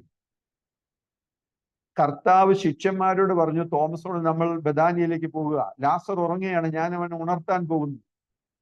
അപ്പൊ ദിദിമസ് തോമസ് പറഞ്ഞു, അയ്യോ ഉറങ്ങുകയാണെങ്കിൽ അവൻ തന്നെ ഉണർന്നുകൊള്ളുമല്ലോ കർത്താവെ. ഒരു മനുഷ്യനെ ഉണർത്താൻ വേണ്ടി അവിടം വരെ പോകുന്നത് എന്തിനാണ്? ഒന്ന് അവര് യഹൂദന്മാർ അവർ കല്ലെറിയാനും കൂടെ കാത്തിരിക്കുകയാണ്. ബഥാനിയയിൽ സുരക്ഷിതമല്ല, വേലയ്ക്ക് ശക്തമായ പ്രതിഷേധ എതിർപ്പുണ്ട്, അതുകൊണ്ടാണ് പോകണ്ട എന്ന് അവർ പറഞ്ഞതിന്റെ ഒരു കാരണം. യേശു സ്പഷ്ടമായി പറഞ്ഞു, ലാസർ മരിച്ചുപോയി, ഞാൻ അവനെ ഉയർപ്പിക്കാൻ പോവുകയാണ്. അത് ബഥാനിയയിലേക്ക് പോകുന്നതിന് മുമ്പ് കർത്താവ് പറഞ്ഞു. മാർത്തയും മറിയയും വിചാരിച്ചത് ഈ ലാസർ മരിച്ച കാര്യം യേശു അറിയാതെ വന്നതാണ്. അല്ല. ദൈവമക്കളെ, വാത്സല്യ സഹോദരിമാരെ, നിങ്ങളൊക്കെ ഇത്രയും ഭാരത്തോടെ അല്ലെങ്കിൽ വിഷയങ്ങളൊക്കെ ഏറ്റെടുത്ത് പ്രാർത്ഥിക്കുന്നതല്ലേ? കുടുംബം നോക്കുന്നവരും നടത്തുന്നവരും ഒക്കെയാണല്ലോ, ശുശ്രൂഷയുള്ളവരല്ലേ. നിങ്ങളുടെ ഉറപ്പിന് വേണ്ടി ഞാൻ ഒരു കാര്യം പറയുക. നിങ്ങളൊരു പ്രാർത്ഥനാ വിഷയം കർത്താവിനെ ഏൽപ്പിച്ചാൽ അതിന്റെ ആരംഭത്തിൽ തന്നെ അവസാനം നമ്മുടെ ദൈവത്തിന്. ആ വിഷയം എങ്ങനെ അവസാനിക്കുന്നു, ആ വിഷയത്തിന് മധ്യത്തിലൂടെ നിങ്ങൾ ഏത് സാഹചര്യത്തിലൂടെ കടന്നു പോകുന്നു, ആ വിഷയത്തിന്റെ ഏത് മണ്ഡലത്തിൽ എവിടെ വെച്ചാണ് വേദന ഉണ്ടാകുന്നത്, എവിടെ വെച്ചാണ് വിടുതൽ ഉണ്ടാകുന്നത്, എങ്ങനെയാണ് അതിന് സമാപ്തി വരുത്തുന്നത്, നമ്മുടെ ഗുരുവിനറിയാം. യെശയ്യാവ് 46:10 പറയുന്നു, അവിടുന്ന് ആരംഭത്തിലെ അവസാനവും പൂർവകാലത്ത് തന്നെ മേലാൽ സംഭവിക്കാൻ പോകുന്നതും ദൈവം പ്രസ്താവിക്കുന്നു. എൻ്റെ ആലോചനയൊക്കെയും നിവൃത്തിയാകും, എൻ്റെ താല്പര്യമൊക്കെയും ഞാൻ അനുഷ്ഠിക്കുമെന്ന് യഹോവയുടെ അരുളപ്പാട്. ഇവരൊരു സിസ്റ്ററിന് അറിയാം, നിങ്ങളുടെ ടീമിലുള്ള നിങ്ങളും പ്രാർത്ഥിച്ചല്ലോ, അതുകൊണ്ട് ഞാൻ പറയുക, ബൈപ്പാസ് സർജറിയോടുള്ള ബന്ധത്തിൽ ഞങ്ങൾ കടന്നുപോയ ചില പ്രത്യേക സാഹചര്യം, ഓപ്പറേഷൻ വേണം, അല്ലാതെ ഒരു മാർഗവും ഇല്ല എന്ന് വ്യക്തമായി ബോധ്യപ്പെട്ട സന്ദർഭം, ഓപ്പറേഷനുള്ള ബന്ധത്തിൽ വേണ്ട കാര്യങ്ങൾ, അതിൻ്റെ ചിലവുകൾ, അന്നേര സമയത്ത് തന്നെ പെട്ടെന്ന് ഞങ്ങൾ പാർത്തിരുന്ന വീട് മാറേണ്ടി വന്നു. പ്രത്യേക സാഹചര്യത്തിൽ ഒരു വീട് കിട്ടാൻ വളരെയധികം ബുദ്ധിമുട്ട് ഞങ്ങൾ അനുഭവിച്ചു. അക്കമിട്ട് പറയുകയാണെങ്കിൽ ഒരു വലിയ കാറ്റ് ഒന്നിന് പുറകെ ഒന്നായി അടിച്ച ഞാൻ അതെല്ലാം പറയുന്നില്ല ഇപ്പം, എങ്കിലും നിങ്ങളുടെ ആ ഒരു ധൈര്യത്തിന് വേണ്ടി ഞാൻ പറയുക. ഒന്ന് ഞാൻ പറയാം, പലരും പലതും നമ്മളെ കുറിച്ച് പറയാം, പലതും ചിന്തിക്കാം. പലരും അവരുടെ വിശ്വാസത്തിന്റെ അടിസ്ഥാനത്തിൽ നമ്മുടെ ഭാവിക്ക്, നമ്മുടെ തലമുറകളുടെ ഭാവിക്ക് ഒരു ഫുൾ സ്റ്റോപ്പ് ഇടാം അവരറിഞ്ഞ ദൈവത്തിന്റെ അടിസ്ഥാനത്തിൽ. എന്നാൽ ഞാനും നിങ്ങളും അറിഞ്ഞ ദൈവത്തെ ഒന്നുകൂടെ ഞാൻ പറയുന്നു, അവിടുന്ന് ആരംഭത്തിലെ അവസാനം അറിയുന്ന ദൈവമാണ്. അതുകൊണ്ട് ഞാൻ പറഞ്ഞത്, ലാസർ മരിച്ചു എന്നുള്ള കാര്യം അറിഞ്ഞുകൊണ്ട് ഉയർപ്പിക്കാൻ വന്ന യേശുവിനോട് മാർത്തയും മറിയയും പറയാണ്, ഗുരു, നീ ഇവിടെ ഉണ്ടായിരുന്നുവെങ്കിൽ ഞങ്ങളുടെ സഹോദരൻ മരിക്കയില്ലായിരുന്നു. ഇപ്പോൾ ഇനി നീ ഉണ്ടായിട്ടും കാര്യമില്ലല്ലോ. ഈ വരവ് 4 ദിവസം മുമ്പ് വന്നായിരുന്നെങ്കിൽ ഞങ്ങളുടെ സഹോദരൻ മരിക്കുകയില്ലായിരുന്നല്ലോ. ഇതാണ് അവരുടെ പ്രശ്നം. നമ്മൾ ഇങ്ങനെയൊക്കെ ചോദിച്ചിട്ടുണ്ടാവും, കർത്താവേ, ഒരു 4 ദിവസം മുമ്പ് ഈ വിഷയത്തിന് മറുപടി കിട്ടിയായിരുന്നു, അല്പവും കൂടെ മുമ്പായിരുന്നെങ്കിൽ ഈ അവസ്ഥ വരികയില്ലായിരുന്നല്ലോ. അങ്ങനെ തെറ്റിദ്ധരിക്കരുത്, അങ്ങനെ പറയരുത്. കാരണം ചിന്തിച്ചു നോക്കിയേ, 11-ാം അധ്യായത്തിൽ എടുക്കണ്ട, യോഹന്നാൻ 11-ൽ ലാസർ ഉയർത്തെഴുന്നേറ്റ ലാസർ നിമിത്തം അനേക യഹൂദന്മാർ യേശുവിൽ വിശ്വസിച്ചു. അവിടെയാണ് അതിന്റെ പ്രസക്തി കിടക്കുന്നത്. ഈ ലാസറിന് മരണത്തിലേക്ക് പോകുന്നതിന് മുമ്പ്, ഈ 4 ദിവസം കല്ലറയിൽ ഇരിക്കേണ്ടി വന്നതിന് മുമ്പ്, ഇവര് വിളിച്ചപ്പോൾ തന്നെ യേശു ക്രിസ്തു അവിടെ ചെന്നു. ലാസറിന് എന്ത് രോഗം എന്ന് പറഞ്ഞിട്ടില്ല, പനിയോ എന്തെങ്കിലും ആകട്ടെ, ഏത് രോഗവും ആകട്ടെ, ലാസറിന് സൗഖ്യം കൊടുത്താൽ മാർത്തയുടെയും മറിയയുടെയും വിശ്വാസം അല്പവും കൂടെ വർദ്ധിക്കും ആണല്ലോ. ശിഷ്യന്മാരും ഒരുപക്ഷെ ആ രോഗസൗഖ്യം കാണുമ്പോൾ അല്പവും കൂടെ യേശുവിൽ വിശ്വാസം വർദ്ധിക്കും. അവിടെ കൊണ്ടത് അവസാനിക്കും. 2 പേരുടെ വിശ്വാസം ഒരുപക്ഷെ വർദ്ധിക്കാം. എന്നാൽ 4 ദിവസം വൈകി ഉത്തരം ലഭിച്ചത് കൊണ്ട് മരണത്തിൽ നിന്ന് 4-ാം ദിവസം ഉയർപ്പിച്ച ലാസറിനെ കാണുവാൻ അനേകർ വന്നു. ലാസർ നിമിത്തം അനേകർ യേശുവിനെ വിശ്വസിച്ചത് കൊണ്ട് ലാസറിനെയും കൊല്ലുവാൻ യഹൂദന്മാര് തീരുമാനിച്ചു. നമ്മുടെയൊക്കെ പ്രാർത്ഥനാ വിഷയത്തിന് അല്പം വൈകി മറുപടി കിട്ടുമ്പോൾ, ചില വേദനയിലൂടെ ഒരുപക്ഷെ കടന്നു പോകേണ്ടി വന്നാൽ പതറരുത്, ശുശ്രൂഷ ഉപേക്ഷിക്കരുത്, ശുശ്രൂഷയിൽ നിന്ന് പിന്നോട്ട് പോകരുത്. എൻ്റെ ബൈപ്പാസ് സർജറി കഴിഞ്ഞതിലൂടെ ഇന്നും പലരും പല കാര്യങ്ങൾ എന്നോട് ചോദിച്ച് ബലപ്പെടാറ്. 6 മാസം കഴിഞ്ഞ് പാസ്റ്റർ ശുശ്രൂഷ തുടങ്ങിയതിൽ പലർക്കും ആശ്ചര്യം, യാത്ര ചെയ്തതിൽ പലരും ആശ്ചര്യം. ഒരാൾ എന്നോട് ചോദിച്ചു, അയ്യോ, പ്രസംഗിക്കാൻ തുടങ്ങിയോ? ഞാൻ പറഞ്ഞു 3 മാസമായി. ഇന്നത്തെ നമ്മുടെ മീറ്റിങ്ങിനെ കുറിച്ച് പറഞ്ഞിട്ട് ചിലർ ഇത്തരം സാഹചര്യത്തോടെ പോകുന്ന ഒരു കണ്ണിന് ഓപ്പറേഷൻ വന്ന ഒരു ദേവദാസൻ എന്നെ വിളിച്ചു, പാസ്റ്ററെ, ഞാൻ ഒരു കാര്യം പാസ്റ്ററോട് ചോദിക്കുക, പാസ്റ്റർ ബൈപ്പാസ് സർജറിക്ക് പോയെന്ന് പേടി തോന്നിയില്ലായിരുന്നല്ലോ, പാസ്റ്റർക്ക് പേടിയൊന്നും? ഞാൻ പറഞ്ഞില്ല. ഞാനന്ന് രാവിലെ ബൈബിൾ വായിച്ച് 2-3 അധ്യായം പ്രാർത്ഥിച്ച് ഒരുങ്ങിയപ്പോൾ പ്രഷർ പക്ക നോർമൽ, ഷുഗർ പക്ക നോർമൽ, എല്ലാം നോർമൽ. എനിക്ക് ഭയം തോന്നിയില്ല. കാരണം എനിക്കറിയാം ദൈവകരങ്ങളിലാണ് എല്ലാം നിയന്ത്രിക്കപ്പെടുന്നത്. അപ്പൊ അതില് കടന്നു പോയതിലൂടെ ഇന്നും പലരും ആശ്വാസവും സമാധാനം കണ്ടെത്തുന്നു. അപ്പം ലാസർ സൗഖ്യം കിട്ടിയാൽ 2 പേര് വിശ്വാസത്തിൽ ഉറയ്ക്കും. മരിച്ചു 4-ാം ദിവസം ഉയർത്തെഴുന്നേറ്റില്ല. മാർത്തയും മറിയയും 4 ദിവസം അല്പമല്ലാത്ത ദുഃഖത്തിലൂടെ കടന്നുപോയി എന്നത് സത്യമാണ്. പക്ഷേ ഇനി ഒരു കാര്യം കൂടെ നിങ്ങൾ ചിന്തിച്ചു, അവര് അനേകർ വിശ്വാസം വന്നത് മാത്രമല്ല, ഇനി ഈ മാർത്തയ്ക്ക് മറിയയ്ക്ക് ഏതെങ്കിലും ഒരു രോഗത്തെ പേടിക്കണോ? കാരണം മരണത്തെയും അതിജീവിക്കുന്നവൻ, മരണത്തേക്കാൾ വലിയവൻ, മരിച്ചവരെ ഉയർപ്പിക്കുന്ന ഒരു ഗുരുവാണ് തങ്ങളുടെ സ്നേഹിതനെന്നും, തങ്ങളുടെ വീട്ടിൽ വരുന്ന ഈ ഗുരു രോഗസൗഖ്യം മാത്രം തരുന്നവനല്ല, ഈ മരിച്ചവരെ ഉയർപ്പിക്കുമെന്നുള്ള ആ തിരിച്ചറിവ് വന്നപ്പോൾ ഇനി അവർക്കിനി ഒരു രോഗത്തെയും പേടിക്കേണ്ട. കാരണം രോഗം കൂടിയ ആള് മരിച്ചാൽ പോലും ഗുരു ഒരു വാക്ക് പറഞ്ഞാൽ മരിച്ചവൻ ഉയർത്തു വരുമെന്ന് അവർ അനുഭവിച്ചില്ലേ? ഇനി അവർക്ക് എന്താണ് ഭയപ്പെടാനുള്ളത്? ഏത് വിഷയത്തെ ഇനി പേടിക്കേണ്ടത്? നമ്മളെയൊക്കെ അല്പമല്ല ചെറിയ ശോധനകളിലൂടെയൊക്കെ കടന്നു പോയി പുറത്തു വരുമ്പോൾ സത്യത്തിൽ ദൈവത്തെ സ്നേഹിക്കുന്നവരും ദൈവത്താൽ തിരഞ്ഞെടുക്കപ്പെട്ടവരുമാണെങ്കിൽ നമ്മുടെ വിശ്വാസം വർദ്ധിക്കും, നമ്മുടെ ധൈര്യം വർദ്ധിക്കും. കാരണം അന്ന് വിടുവിച്ച ദൈവം ഇന്നും വിടുവിക്കും. അതാണല്ലോ ദാവീദിന്റെ കോൺഫിഡൻസ്. എന്താ? തനിക്ക് യുദ്ധം പോയിട്ട് പടച്ചട്ട ഇട്ട് നടക്കാൻ അറിയത്തില്ലല്ലോ, പരിച പിടിക്കാൻ അറിയത്തില്ല, വാള് പിടിക്കാൻ അറിയത്തില്ല, കുന്തം ഉപയോഗിക്കാൻ അറിയത്തില്ല. ശൗലിന്റെ പടച്ചട്ട ഇട്ടിട്ട് അതിട്ടുകൊണ്ട് നടക്കാൻ പോലും അറിയത്തില്ല. പിന്നെ എന്താണ് ഇത്ര ആത്മധൈര്യത്തിന് കാരണം? ദാവീദ് പറഞ്ഞൊരു കാര്യമുണ്ട്, ഒരിക്കൽ സിംഹത്തിന്റെയും കരടിയുടെയും കയ്യിൽ നിന്ന് എന്നെ വിടുവിച്ച ഈ ദൈവം ഗോലിയാത്തിന് എന്നെ വിടുവിച്ചില്ല. ഗോലിയാത്തിന്റെ ശക്തിയും വലിപ്പമൊന്നും ദാവീദിന് വിഷയമല്ല. കാരണം അതിനു മുമ്പേ ദാവീദ് ദൈവത്തിന്റെ ശക്തി എന്താണെന്ന് രുചിച്ചറിഞ്ഞവനാണ്.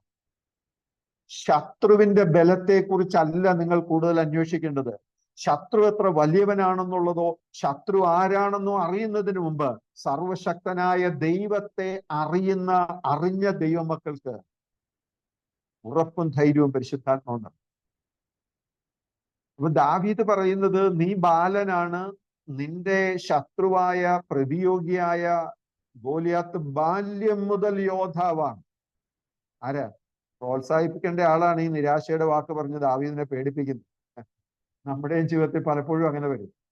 നിങ്ങളുടെ ജീവിതത്തിലെ ഏറ്റവും അടുത്ത വ്യക്തിയായിരിക്കും നിങ്ങളെ ഒരുപക്ഷെ ഏറ്റവും ഭയപ്പെടുത്തുന്നത്, നിങ്ങളുടെ ശുശ്രൂഷയ്ക്കെതിരെ സംസാരിക്കുന്നത്, നിങ്ങളുടെ ശുശ്രൂഷയെ ആക്ഷേപിക്കുന്നത് ഏറ്റവും അടുത്ത ആളായിരിക്കാം, ഏറ്റവും പ്രിയപ്പെട്ടവരായിരിക്കാം.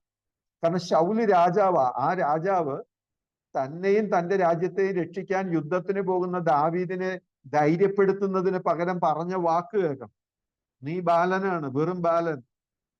അവനോ, നിന്റെ ശത്രുവോ ബാല്യം മുതൽ യോദ്ധാവ്. നമ്മുടെ ഭാഷ പറയാം, നീ ജനിക്കുന്നതിന് മുമ്പ് അവൻ യുദ്ധവീരനാണ്. ദാവീദിന് ഇതൊന്നും അറിയണ്ട. കാരണം ഒരിക്കൽ സിംഹത്തിന്റെയും കരടിയുടെയും കയ്യിൽ നിന്ന് എന്നെ വിടുവിച്ചതേ. നമ്മുടെ കഴിഞ്ഞകാല ജീവിതത്തിന്റെ സങ്കടങ്ങളും ചില വീഴ്ചകളും നഷ്ടങ്ങളും ഒക്കെ ദൈവം അറിയാതെയാണ് എന്ന് പരിതപിക്കരുത്. അതിനേക്കാൾ വലിയ ചില ഉത്തരവാദിത്തങ്ങൾ നമ്മെ ഏൽപ്പിക്കുന്നതിന്റെ ഭാഗമായി ദൈവം നമുക്ക് അനുവദിക്കുന്ന ചില ശോധനകൾ വരാം ജീവിതത്തിൽ. അത് ദൈവം സ്നേഹിക്കുന്നതിന്റെ ഭാഗമാണ്. അവിടെയും ഇയ്യോബ് തന്റെ അധരങ്ങളാൽ ഇതുകൊണ്ടൊന്നും പാപം ചെയ്തില്ല എന്നത് പറഞ്ഞതുപോലെ നമ്മെക്കുറിച്ചും പറയുവാനുള്ളത്. ഞാന് സഹോദരിമാരോട് പറയട്ടെ, ഈ മാർത്തയും മറിയയിൽ നിന്ന് നമുക്ക് ചിലത് പഠിക്കാൻ. അവരത്രയല്ലേ പറഞ്ഞുള്ളൂ. നിങ്ങൾ ചിന്തിച്ചേ, നമ്മുടെ ഏറ്റവും അടുത്ത ഒരാള്, നമ്മുടെ പ്രിയപ്പെട്ട ഒരാൾ സുഖമില്ലാതെ കിടക്കുമ്പോൾ പാസ്റ്ററോട് പ്രാർത്ഥിക്കാൻ ആവശ്യപ്പെട്ടിട്ട് വന്നില്ല, മരിച്ചിട്ട് വന്നില്ല, ശവമടക്കിന് വന്നില്ല. ശവമടക്കം കഴിഞ്ഞ് 4-ാം ദിവസമാണ് ഏറ്റവും പ്രിയപ്പെട്ട സ്വന്തം പാസ്റ്റർ, അത് കുഴിമാട എവിടെയാ, ഏത് കല്ലറയില, ഏത് സിമത്തേരിയിലാണ് അടക്കിയത്, എനിക്കൊന്ന് കാണാൻ പറ്റുമോ എന്ന് ചോദിച്ചു വന്നാൽ നമ്മളുടെ മനോഭാവം എന്തായി? ഈ യേശു ഗ്രാമത്തിൽ പ്രവേശിക്കാതെ എന്താണ് അവിടെ കൊടുത്തിരിക്കുന്നത്? എങ്ങനെയാണ്? മാർത്തയും മറിയയും തന്നെ എതിരേറ്റ് ചെന്നു. യേശു ഗ്രാമത്തിൽ കിടന്നില്ല. അവരുടെ ഒരു കൾച്ചറും കൂടെ. അപ്പൊ ഗ്രാമത്തിൽ കിടക്കാതെ അവിടെ നിന്നു. മാർത്തയോട് ഗുരു വന്നിട്ടുണ്ട് എന്ന് പറഞ്ഞ ക്ഷണം മാർത്ത എഴുന്നേറ്റോടി യേശുവിനെ പോയി സ്വീകരിച്ചു. എന്നിട്ട് മറിയയോട് വന്ന് പറഞ്ഞു, ഗുരു വന്നിട്ടുണ്ട്, നിന്നെ അന്വേഷിക്കുന്നു. ധാരാളം യഹൂദന്മാർ മാർത്തയും മറിയയും ആശ്വസിപ്പിക്കാൻ, ലാസറിന്റെ മരണത്തോടുള്ള ബന്ധത്തിൽ മാർത്തയും മറിയയും ആശ്വസിപ്പിക്കാൻ അവിടെ ഉണ്ടായിരുന്നിട്ടും ഗുരു വന്നിട്ടുണ്ട് എന്ന് അറിഞ്ഞ നിമിഷം ഇത്രയും സമൂഹത്തെ, അവരെ ആശ്വസിപ്പിക്കാൻ വന്നവര്, ശവമടക്കിന് വന്നവര്, ശവമടക്ക് കഴിഞ്ഞിട്ടും പോകാതെ ഈ വീട്ടിൽ ഇവരുടെ ദുഃഖത്തിൽ പങ്കുചേർന്നിരിക്കുന്ന ഒരു വലിയ പുരുഷാരം യഹൂദന്മാരുണ്ടായിട്ട് അവരെ മുഴുവൻ അവഗണിച്ചിട്ട് പ്രാർത്ഥനാ വിഷയം പറഞ്ഞിട്ട് പ്രാർത്ഥിക്കാൻ പോലും വരാത്ത ഗുരുവിനെ എതിരേൽക്കാൻ ചെന്നു. യേശുവിനെ സ്വീകരിക്കാൻ അവർ ചെന്നു. 2 പേരും വന്നതിന് ശേഷമാണ് യേശു ഗ്രാമത്തിൽ കടന്നത്. എന്താ അതിന്റെ സൈക്കോളജി? ദൈവശാസ്ത്രമായിട്ട് ഞാൻ മനസ്സിലാക്കിയ കാര്യം പറഞ്ഞു. യേശു വരാൻ വൈകിയതിൽ അവരുടെ പരിഭവം, ആ ബന്ധം അവരുപേക്ഷിച്ചോ ഇല്ലയോ എന്നും കൂടെ യേശു ഒന്ന് പരിശോധിക്കുകയാണ് എന്ന് ഞാൻ ചിന്തിക്കുന്നു. വിളിച്ച സമയത്ത് വന്നില്ലെങ്കിൽ, ചോദിച്ച സമയത്ത് കിട്ടിയില്ലെങ്കിൽ, പ്രതീക്ഷിച്ച ഉത്തരം പ്രതീക്ഷിച്ച സമയത്ത് പ്രതീക്ഷിച്ചതുപോലെ കിട്ടിയില്ലെങ്കിൽ, കർത്താവുമായിട്ടുള്ള ബന്ധം ഉപേക്ഷിക്കുന്നതാണ് നമ്മുടെ സ്നേഹമെങ്കിൽ, നാം വാസ്തവത്തിൽ യേശുവിനെ അല്ല സ്നേഹിക്കുന്നേ, യേശുവിൽ നിന്ന് എന്തെങ്കിലും കിട്ടുന്ന നന്മയാണ് നമ്മൾ സ്നേഹിക്കുന്നത്. ശരിക്കും പറഞ്ഞാൽ പ്രിയ ദൈവമക്കളെ, ഈ സ്നേഹത്തെക്കുറിച്ച് നമ്മൾ ഒന്നുകൂടെ പഠിക്കേണ്ടതുണ്ടെന്ന് എനിക്ക് ചിലപ്പോൾ തോന്നാറ്. ഞാൻ അതിലേക്ക് പോകുന്നില്ല, നമ്മുടെ വിഷയത്തിലേക്ക് വരും. അതുപോലെ തന്നെ മറ്റൊരു വിഷയം ഞാൻ പറയുന്നത്, യോഹന്നാന്റെ സുവിശേഷം 9-ാം അധ്യായത്തിന്റെ 1, 2, 3 വാക്യം കൂടെ.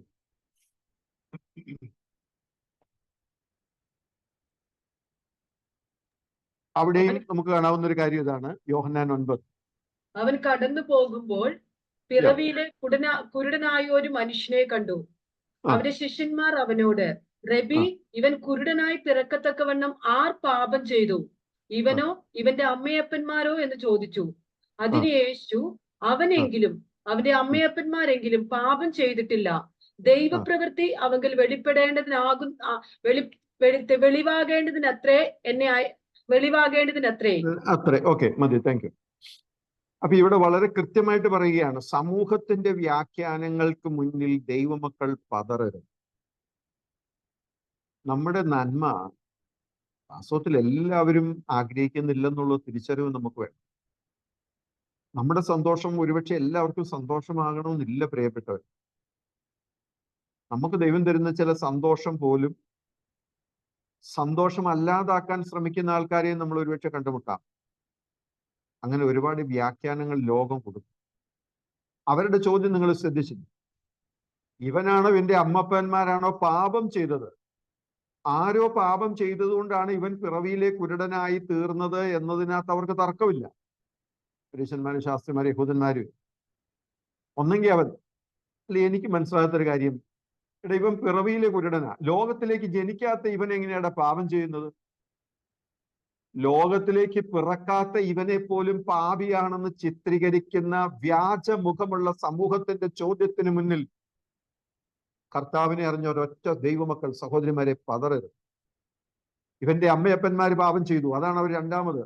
യേശു പറഞ്ഞു, ഇവന്റെ അമ്മയപ്പന്മാരുമല്ല, ഇവനും പാപം ചെയ്തിട്ടല്ല, ദൈവപ്രവൃത്തി ഇവനിൽ വെളിപ്പാകേണ്ടതിന് ഇവനെ ദൈവനാമ മഹത്വത്തിന്റെ ഒരു പാത്രമായി ദൈവം തെരഞ്ഞെടുത്തു. അത് ഒരു കുരുടനായി ജന്മം നൽകുന്നതിലൂടെയാണ്. അത് സൃഷ്ടികർത്താവിന്റെ തീരുമാനമാണ്.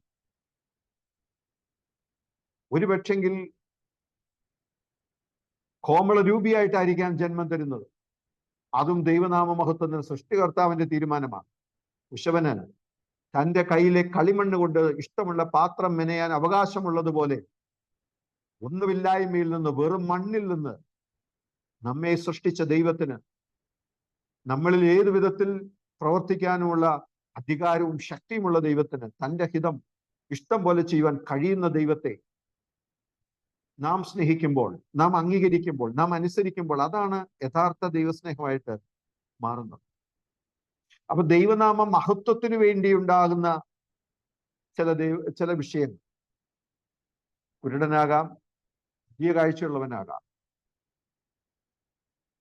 മുക്കുവനായി ഒരു ജന്മം തരാം, ചിലപ്പോൾ ഒരു മാഗ്നറ്റിക് പേഴ്സണാലിറ്റി ആയിരിക്കാം, ശൗലിനെ പോലെ, മറ്റാരേക്കാൾ തോൾ മുതൽ പൊക്കമുള്ളവൻ, കോമളരൂപി, മനോഹര രൂപി, എസ്തറിനെ പോലെ.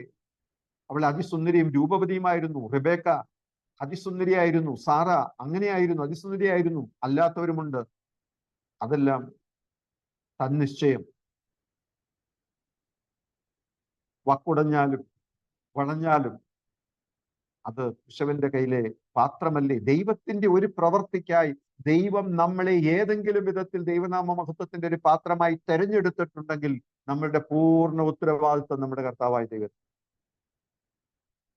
പ്രിയപ്പെട്ടവരെ, അതുകൊണ്ട് ഞാൻ പറഞ്ഞു വന്നത്, ഇനി അതല്ലാതെ സംഭവിക്കുന്ന ചില അനർത്ഥങ്ങൾ, അതിൽ നിന്നൊക്കെ വിടുതൽ പ്രാപിച്ച് നമുക്ക് ദൈവം തന്ന ആയുഷ്കാലം ദൈവകൃപയിൽ ജീവിച്ച് ശുശ്രൂഷ തികച്ച് സമാധാനപരമായ ഒരു ജീവിതം നയിക്കണമെങ്കിൽ ഈ കാലഘട്ടത്തിൽ നമ്മൾ ഓർത്തിരിക്കേണ്ട ഒരു കാര്യമാണ് നമ്മൾ പ്രാരംഭത്തിൽ വായിച്ചത്, നിന്നോടോ ഞാൻ ഒരു നിയമിച്ചു.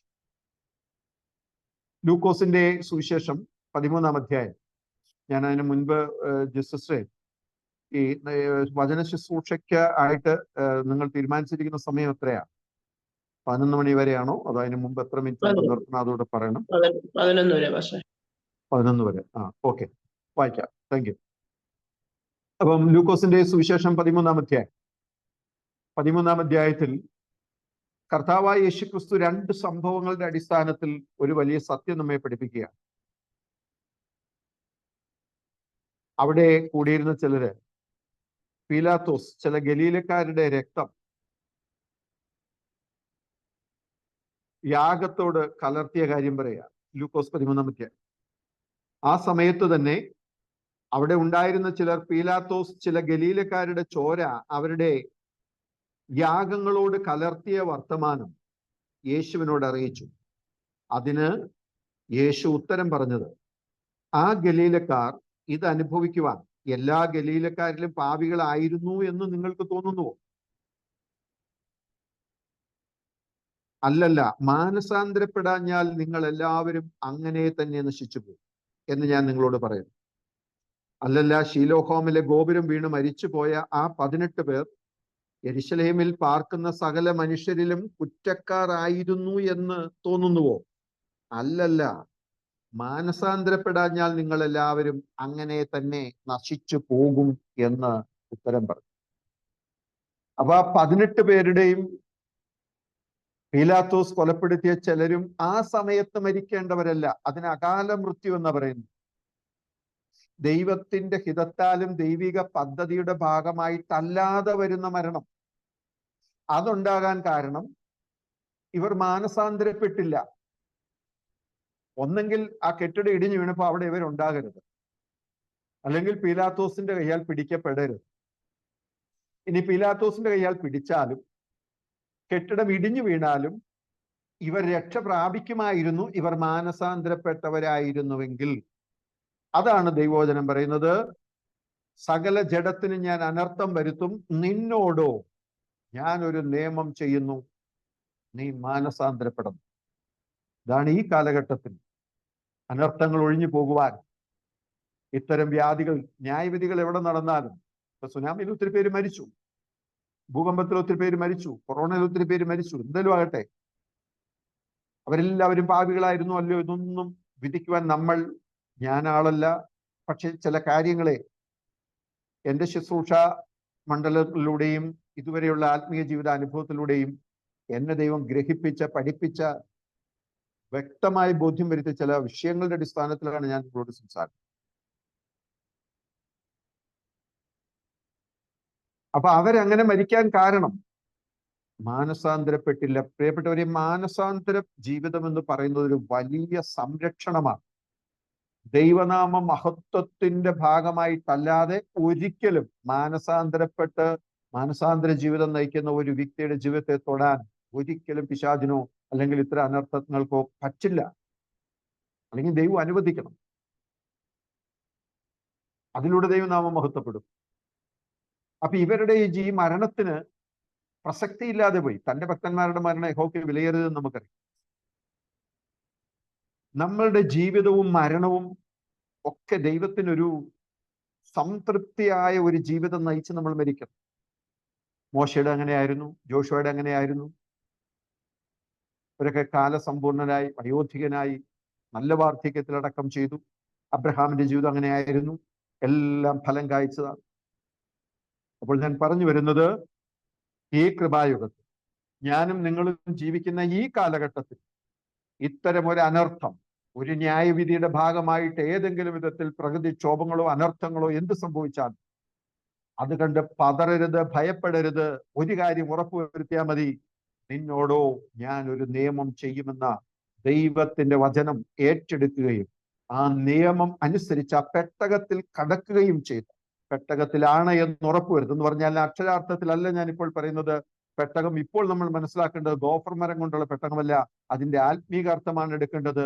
പുതിയ നിയമ സഭയിൽ ഈ കാലഘട്ടത്തിൽ രക്ഷയ്ക്കായിട്ട് അല്ലെങ്കിൽ അനർത്ഥങ്ങൾ ഒഴിഞ്ഞു പോകുവാൻ നമ്മൾ ചെയ്യേണ്ടത് ഏതാണ്? ആ പെട്ടകം അപ്പോസ്തലപ്രവൃത്തിയുടെ പുസ്തകം അതിന്റെ 2-ാം അധ്യായം. നമ്മൾ വളരെ കേട്ടിട്ടുള്ളതും വായിച്ചിട്ടുള്ളതും വാക്യം ഞാൻ ഒന്നുകൂടെ നമുക്കൊന്ന് വായിക്കാം. 2-ാം അധ്യായം 37 തുടങ്ങിയുള്ള വാക്യം.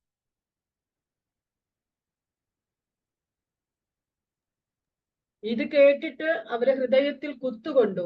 പത്രോസിനോടും ശേഷം അപ്പോസ്തലന്മാരോടും സഹോദരന്മാരായ പുരുഷന്മാരെ, ഞങ്ങൾ എന്ത് ചെയ്യേണ്ടു എന്ന് ചോദിച്ചു. പത്രോസ് അവരോട്, നിങ്ങൾ മാനസാന്തരപ്പെട്ട് നിങ്ങളുടെ പാപങ്ങളുടെ മോചനത്തിനായി ഓരോരുത്തൻ യേശുക്രിസ്തുവിന്റെ നാമത്തിൽ സ്നാനമേൽപ്പീൻ. എന്നാൽ പരിശുദ്ധാത്മാവ് എന്ന ദാനം ലഭിക്കും. വാഗ്ദത്തം നിങ്ങൾക്കും നിങ്ങളുടെ മക്കൾക്കും നമ്മുടെ ദൈവമായ കർത്താവ് വിളിച്ചു വരുത്തുന്ന ദൂരസ്ഥന്മാരായ ഏവർക്കും ഉള്ളതല്ലോ എന്ന് പറഞ്ഞു. മറ്റു പല വാക്കുകളാലും അവൻ സാക്ഷ്യം പറഞ്ഞ് അവരെ പ്രബോധിപ്പിച്ചു. ഈ വക്രതയുള്ള തലമുറയിൽ നിന്ന് രക്ഷിക്കപ്പെടുവീൻ എന്ന് പറഞ്ഞു. അവന്റെ വാക്ക് കൈക്കൊണ്ടവർ സ്നാനമേറ്റു.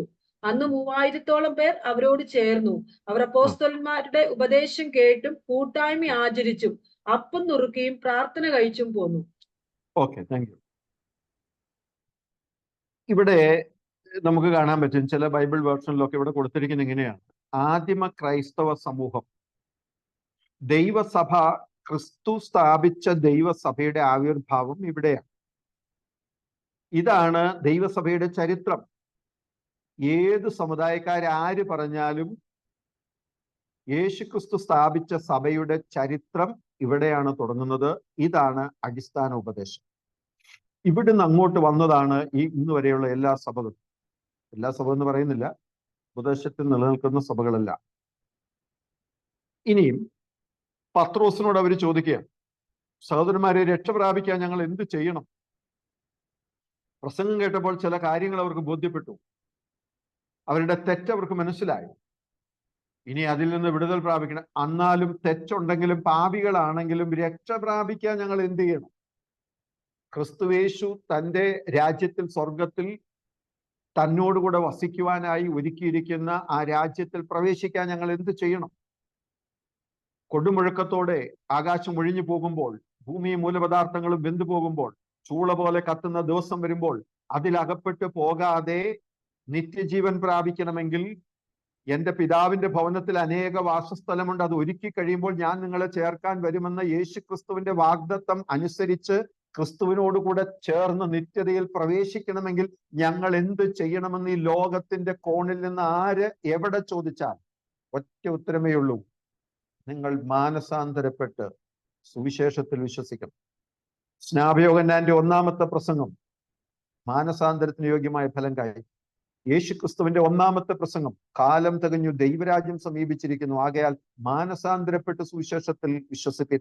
പത്രോസിന്റെ 1-ാമത്തെ പ്രസംഗം നിങ്ങൾ മാനസാന്തരപ്പെടണം. മാനസാന്തരം അല്ലെങ്കിൽ രക്ഷ. 2 ശ്രദ്ധിച്ചോണം കേട്ടോ. പുതിയ നിയമ പെട്ടകത്തിന്റെ 7 അടിസ്ഥാന ഉപദേശമാണ് ഞാൻ പറയുന്നത്.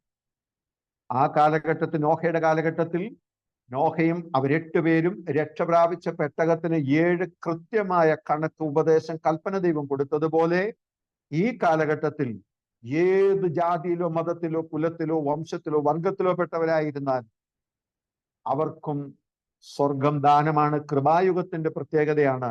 യേശുക്രിസ്തുവിന്റെ നാമം വിളിച്ചപേക്ഷിക്കുന്ന ഏവനും രക്ഷിക്കപ്പെടും എന്നുണ്ടല്ലോ. എങ്ങനെ രക്ഷിക്കപ്പെടും? ഇതാണ് അറിഞ്ഞിരിക്കേണ്ട കാര്യം. 1, രക്ഷ അല്ലെങ്കിൽ മാനസാന്തരം. നിങ്ങൾ മാനസാന്തരപ്പെട്ട് ഓരോരുത്തരും യേശുക്രിസ്തുവിന്റെ നാമത്തിൽ സ്നാനം സ്വീകരിപ്പിൻ. 2, മാനസാന്തര സ്നാനം അല്ലെങ്കിൽ വിശ്വാസ സ്നാനം. എന്നാൽ നിങ്ങൾക്ക് പരിശുദ്ധാത്മാവിന്റെ ദാനം ലഭിക്കും. 3, പരിശുദ്ധാത്മാഭിഷേകം. 4, അപ്പോസ്തോലിക ഉപദേശവും വേർപാടും. അവർ അപ്പോസ്തോലന്മാരുടെ ഉപദേശം കേട്ടും. അപ്പോസ്തോലിക ഉപദേശവും വേർപാടും. 5, പ്രാർത്ഥന. 6, അപ്പം നുറുക്കൽ. 7, കൂട്ടായ്മ. ഈ 7 അടിസ്ഥാന ഉപദേശത്തിൽ നിലനിൽക്കുന്ന ഒരു ദൈവസഭയിൽ ഉൾപ്പെട്ട് നിൽക്കുന്ന, കൽപ്പന അനുസരിച്ച് ഒരു ദൈവസഭയിൽ പ്രവേശിക്കുമ്പോഴാണ് പെട്ടകത്തിൽ നമ്മൾ കയറുന്നത്. ആ കാലഘട്ടത്തിൽ 7 കൽപ്പന അനുസരിച്ച് പണിയപ്പെട്ട പെട്ടകത്തിൽ കയറിയതുപോലെ ഈ 7 അടിസ്ഥാന ഉപദേശം പഠിപ്പിക്കുകയും പാലിക്കുകയും ചെയ്യുന്ന ദൈവസഭയിൽ മാനസാന്തരപ്പെട്ട് കൂടി വന്ന് കൂട്ടായ്മ ആചരിച്ച് അപ്പം നുറുക്കി പ്രാർത്ഥന കഴിച്ച് അപ്പോസ്തോലന്മാര് നൽകുന്ന എന്ന് പറഞ്ഞാൽ പരിശുദ്ധാത്മാവിൽ നിങ്ങളെ നയിക്കുന്ന ദൈവദാസന്മാർ കീഴ്പ്പെട്ട് അവർ നൽകുന്ന ദൈവിക ആലോചനകൾക്ക് കീഴ്പ്പെട്ട് മാനസാന്തര സ്നാനം സ്വീകരിച്ച് പരിശുദ്ധാത്മ അഭിഷേകം പ്രാപിച്ച് കഴിയുന്ന വേർപെട്ട ജനത്തിന്റെ കൂട്ടായ്മ. അവരെ ചേർക്കാനാണ് കർത്താവ് യേശു വരുന്നത്. അവരെ ചേർത്തതിന് ശേഷം മാത്രമേ ലോകത്തിന്റെ ന്യായവിധി വരുന്നുള്ളൂ എന്ന് തിരിച്ചറിയും. ഇങ്ങനെ ഈ കാലഘട്ടത്തിൽ ദൈവം ചെയ്യുന്ന നിയമവിധാനം, പ്രിയപ്പെട്ടവരെ, വരാൻ പോകുന്ന നാളുകൾ എങ്ങനെയുള്ളത് എന്ന് നാം അറിയുന്നില്ല.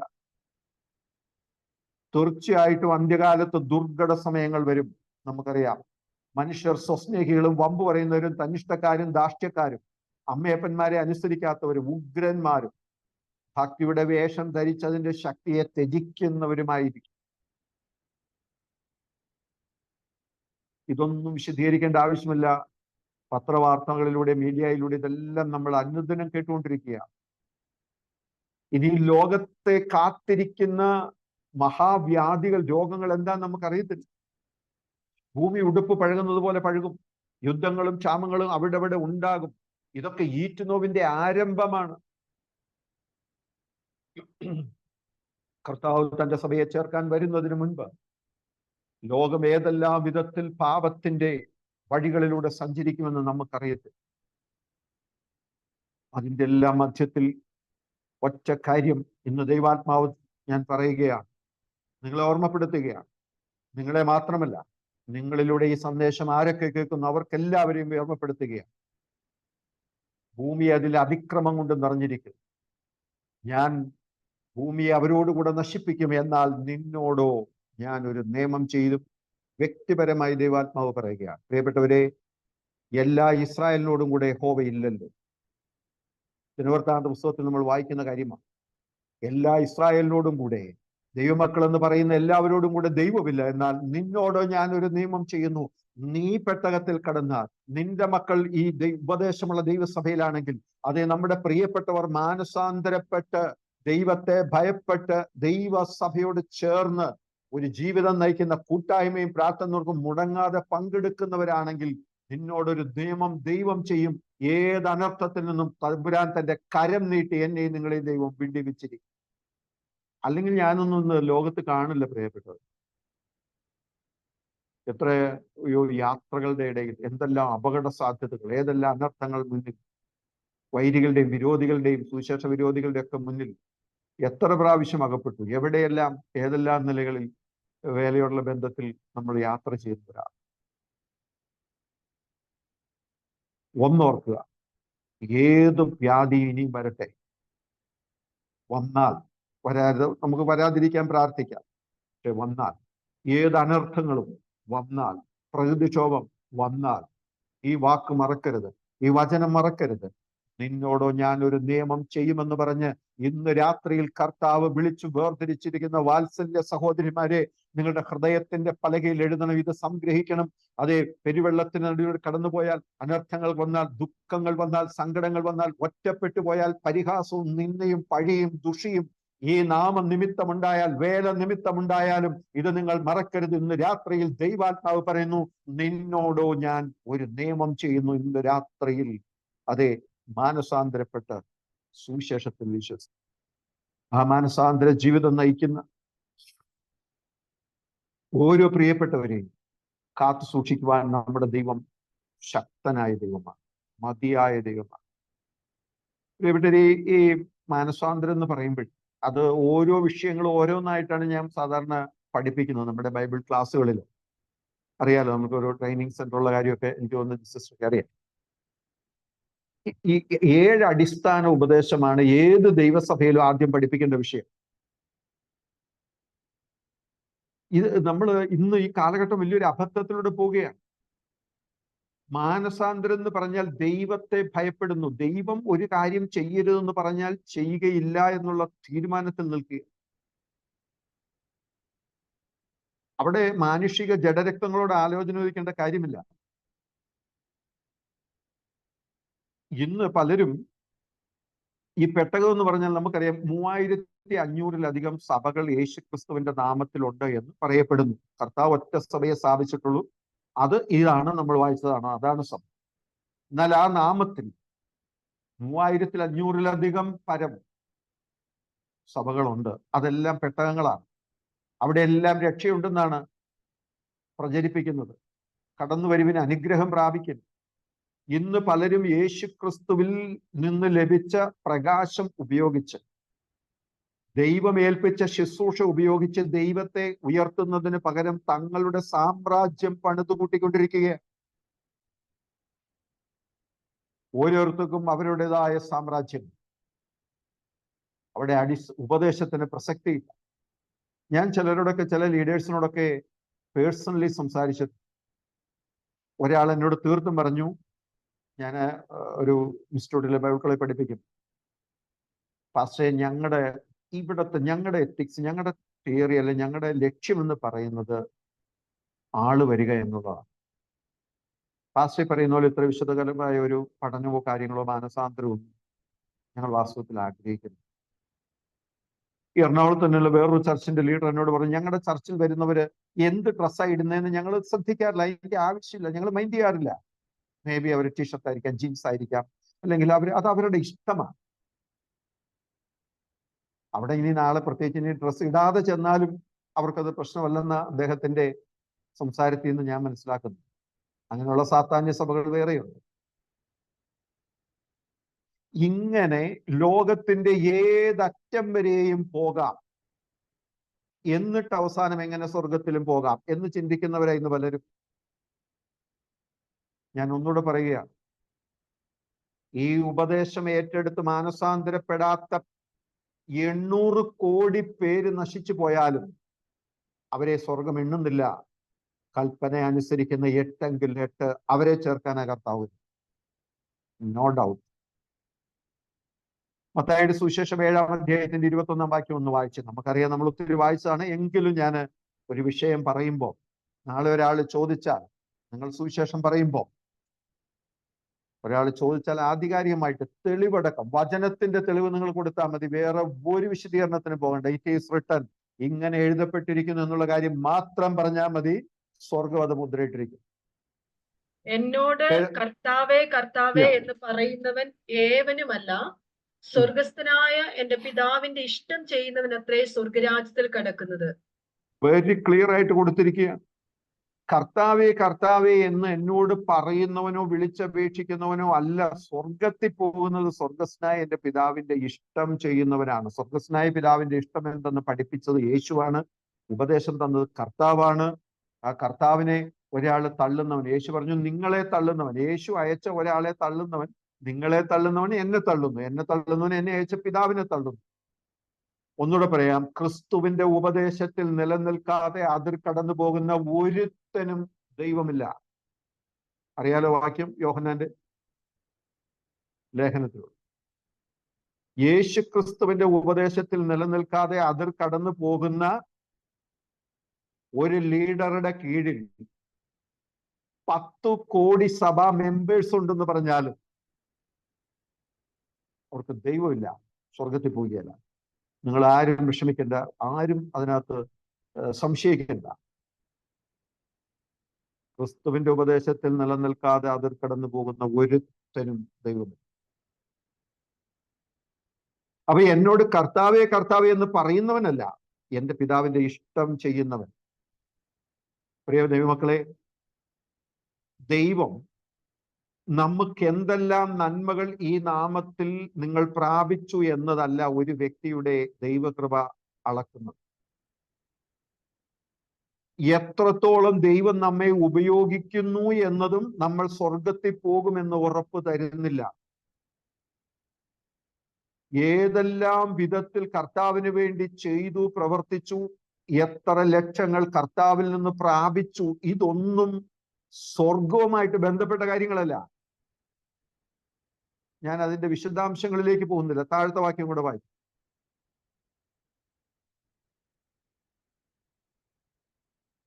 22-ാം വാക്യം, കർത്താവേ അവിടുത്തെ നാമത്തിൽ ഞങ്ങൾ പ്രവചിക്കുകയും അങ്ങയുടെ നാമത്തിൽ ഭൂതങ്ങളെ പുറത്താക്കുകയും അങ്ങയുടെ നാമത്തിൽ വളരെ വീര്യപ്രവർത്തികൾ പ്രവർത്തിക്കുകയും ചെയ്തില്ലയോ എന്ന് പലരും ആ നാളിൽ എന്നോട് പറയും. മത്തായി 7:22 ഞാൻ വായിച്ചത്. 23 വാക്യം യേശു അതിന് മറുപടി പറയുന്നത്, ഞാൻ അവരോട്, ഞാൻ ഒരു നാളും നിങ്ങളെ അറിഞ്ഞിട്ടില്ല, അധർമ്മം പ്രവർത്തിക്കുന്നവരെ എന്നെ വിട്ടുപോകുവിൻ എന്ന് തീർത്തു പറയും. ആകയാൽ എന്റെ ഈ വചനങ്ങൾ കേട്ട് ചെയ്യുന്നവരൊക്കെയും പാറമേൽ വീട് പണിത ബുദ്ധിയുള്ള മനുഷ്യരോട് തുല്യത. അവിടെ ഒരു വാക്ക് നിങ്ങൾ ശ്രദ്ധിച്ചോ? അധർമ്മം പ്രവർത്തിക്കുന്നവരെ എന്ന് ഉള്ള ആ വാക്കിന് കൊടുത്തിരിക്കുന്ന ഒരു വ്യാഖ്യാനം, ഒരു വേർഷൻ ഇങ്ങനെയാണ് ഞാൻ വായിച്ചത്. You are the workers of evil, അല്ലെങ്കിൽ evil doers. You are the workers of evil എന്ന് പറഞ്ഞാൽ സാത്താന്റെ പ്രവർത്തിക്കാരെ എന്നെ വിട്ടുപോകുവിൻ. മാനസാന്തരം പ്രസംഗിക്കാതെ, ദൈവസഭയുടെ ഉപദേശം പഠിപ്പിക്കുകയും പ്രസംഗിക്കുകയും ചെയ്യാതെ, ജനത്തിന് അവരുടെ ഭൗതിക നന്മകളുടെ വിഷയങ്ങൾക്ക് വാഗ്ദാനം കൊടുത്ത് ലക്ഷങ്ങളോ കോടികളോ സാമ്രാജ്യമോ പടുത്തുയർത്തുന്ന വ്യക്തികൾ ആരായിരുന്നാലും ഒറ്റ പേരിലാണ് സ്വർഗം അവരെ വിളിച്ചിരിക്കുന്ന, ഈ ഒരു പേരിലാണ്. കർത്താവിന്റെ നാമത്തിൽ എത്ര ഭൂതങ്ങളെ പുറത്താക്കി എന്ന് സ്വർഗം പരിഗണിക്കുന്നില്ല. അത് കർത്താവിന്റെ നാമത്തിന്റെ മഹത്വം. കർത്താവെ, അങ്ങയുടെ നാമത്തിൽ ഞങ്ങൾ പ്രവചിച്ചു, അങ്ങയുടെ നാമത്തിൽ ഞങ്ങൾ ഭൂതങ്ങളെ പുറത്താക്കി, അങ്ങയുടെ നാമത്തിൽ ഞങ്ങൾ വളരെ വീര്യപ്രവൃത്തികൾ ചെയ്തു, അവരെയാണ് കർത്താവ് വിളിച്ചത് U are the workers of evil. അധർമ്മം പ്രവർത്തിക്കുന്നവരെ എന്നെ വിട്ടു പോകണം എന്ന് തീർത്ത് പറയും. നോ അപ്പീൽ, തീർത്തും പറയും. അതുകൊണ്ടാണ് കോരസീനെ നിനക്ക് അയ്യോ കഷ്ടം. അന്നെന്നാ നിന്നിൽ നടന്ന വീര്യപ്രവർത്തികൾ സോരിലും സീതോനിലും നടന്നിരുന്നു, അവർ പണ്ടേ മാനസാന്തരപ്പെടുമായിരുന്നു. യേശുക്രിസ്തു തന്റെ വീര്യപ്രവർത്തികൾ നടന്ന പട്ടണങ്ങൾ മാനസാന്തരപ്പെടായികയാൽ അവയെ ശാസിച്ചു എന്ന് തിരുവെഴുത്ത് കൊടുത്തിട്ടുണ്ട് കൃത്യമായിട്ട്. യേശുക്രിസ്തുവിന്റെ പ്രവർത്തികൾ നടന്ന പട്ടണങ്ങൾ മാനസാന്തരപ്പെട്ടില്ല. അതുകൊണ്ട് കർത്താവ് അവരെ ശാസിച്ചത് നമുക്ക് കാണാൻ സാധിക്കും. മാനസാന്തരം എന്ന് പറയുന്നത് ഈ കാലഘട്ടത്തിൽ രക്ഷ എന്ന പെട്ടകത്തിലെ പ്രധാനപ്പെട്ട ഒരു കാര്യമാണ്. മാനസാന്തരപ്പെട്ട് വിശ്വാസ സ്നാനം സ്വീകരിച്ച് പരിശുദ്ധാത്മാഭിഷേകത്താൽ നിറയപ്പെട്ട് അപ്പോസ്തലിക ഉപദേശവും വേർപാടും പാലിച്ച് അപ്പം നുറുക്കിയും കൂട്ടായ്മ ആചരിച്ചും പ്രാർത്ഥിച്ചും പോരുന്ന അനുഭവത്തിൽ നിന്ന് നമ്മൾ വ്യതിചലിക്കരുത്. ആ അനുഭവത്തിൽ തുടരണം. കർത്താവിന്റെ വരവ് നോക്കി പാർക്കണം.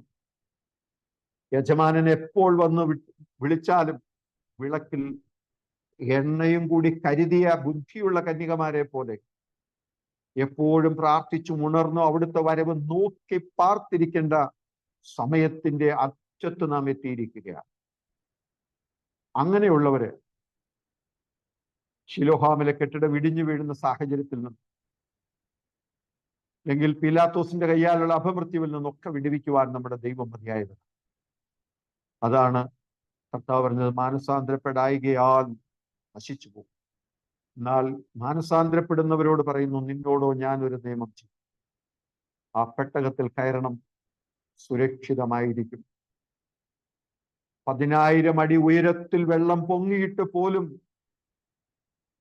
അല്ലെങ്കിൽ ഹിമാലയ പർവ്വതത്തിന്റെ മുകളിൽ പോലും അന്ന് വെള്ളം പൊങ്ങിയിട്ട് പോലും പെട്ടകത്തിൽ കയറിയവർ സുരക്ഷിതരായിരുന്നെങ്കിൽ ഏത് വെള്ളപ്പൊക്കം വന്നാലും ഈ പുതിയ നിയമ പെട്ടകത്തിലുള്ളവർ സുരക്ഷിതമായിരിക്കും. ഏത് കൊറോണയോ അനർത്ഥങ്ങളോ കാര്യങ്ങളോ വരട്ടെ പോകട്ടെ, അതൊക്കെ ദൈവം ലോകത്തോടുള്ള ബന്ധത്തിൽ, തന്റെ പദ്ധതിയോടുള്ള ബന്ധത്തിൽ ചെയ്യുന്ന കാര്യങ്ങളാണ്. അതിലല്ല നാം ആകുലരാകേണ്ടത്. നമ്മളോട് ദൈവം പറഞ്ഞ കൽപ്പന അനുസരിക്കുന്നതിൽ നാം ഏറ്റവും ശ്രദ്ധയുള്ളവരായിരിക്കണം. മറിച്ച് നാളെ എന്താണ് പത്രത്തിൽ എന്ന് അറിയുന്നതിനല്ല നിങ്ങൾ ശ്രദ്ധ കൊടുക്കേണ്ടത്, ഈ പുസ്തകത്തിൽ എന്താണ് പറഞ്ഞിരിക്കുന്നത് എന്നതിന്. ഞാൻ ഈ പത്രം വായിക്കുന്നതിന് മുമ്പേ രാവിലെ ഞങ്ങള് ഇവിടെ വീട്ടിലെല്ലാവരും 3 അധ്യായം ബൈബിള് വായിച്ച് പണ്ട് ഞാൻ സിസ്റ്റർ എവിടെ നാട്ടിൽ വന്നപ്പോൾ കണ്ടു, ഒരു പക്ഷേ ഞങ്ങളുടെ പേഴ്സണൽ ഡയറി ഇതിനുവേണ്ടി തന്നെ തയ്യാറാക്കിയിരിക്കുന്ന പേഴ്സണൽ ബൈബിൾ ഡയറി വളരെ ബ്യൂട്ടിഫുൾ ആയിട്ട് നന്നായിട്ട് പ്രിന്റ് ചെയ്ത് ഉപയോഗിക്കുന്ന 12,000 പേരുണ്ട്, മേടിച്ചിട്ടുണ്ട്.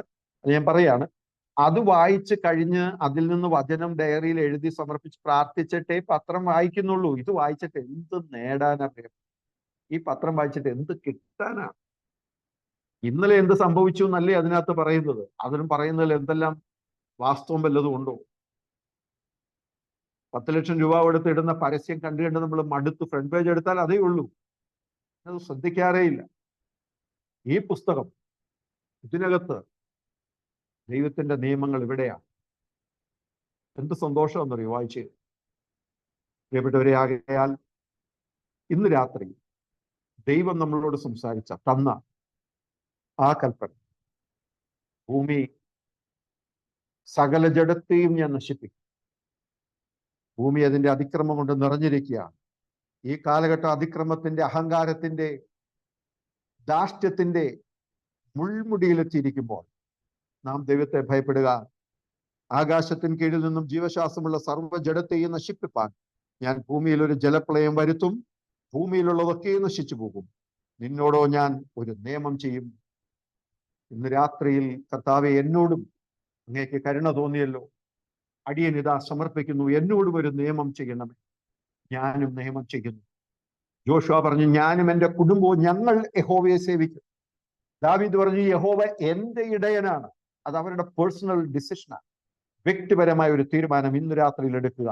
ഏതനർത്ഥം ദേശത്ത് നടമാടിയാലും അതിന് മധ്യത്തിൽ എന്നെയും നിങ്ങളെയും തന്റെ ചിറകിന്റെ കീഴിൽ മറച്ച് മാറോടണച്ച് സൂക്ഷിക്കുവാനും വിടുവിക്കുവാനും രക്ഷിക്കുവാനും കഴിയുന്ന സർവശക്തനായ ദൈവകരങ്ങളിലേക്ക് നമുക്ക് നമ്മെ തന്നെ സമർപ്പിക്കാം. നമ്മുടെ മിനിസ്ട്രിയെ സമർപ്പിക്കാം. പ്രിയ വാത്സല്യ സഹോദരിമാരെ, എല്ലാവർക്കും തങ്ങളെ തന്നെ സമർപ്പിക്കാം. ഞാൻ ഒരു വാക്ക് എല്ലാവർക്കും വേണ്ടി പ്രാർത്ഥിക്കുവാൻ ആഗ്രഹിക്കുന്നു. തുടർന്നും നിങ്ങളുടെ പ്രാർത്ഥനയിൽ അടിയനെയും എന്നെയും കുടുംബത്തെ ഓർക്കണമേ എന്ന് അപേക്ഷിക്കുന്നു. കർത്താവ് സഹായിക്കട്ടെ.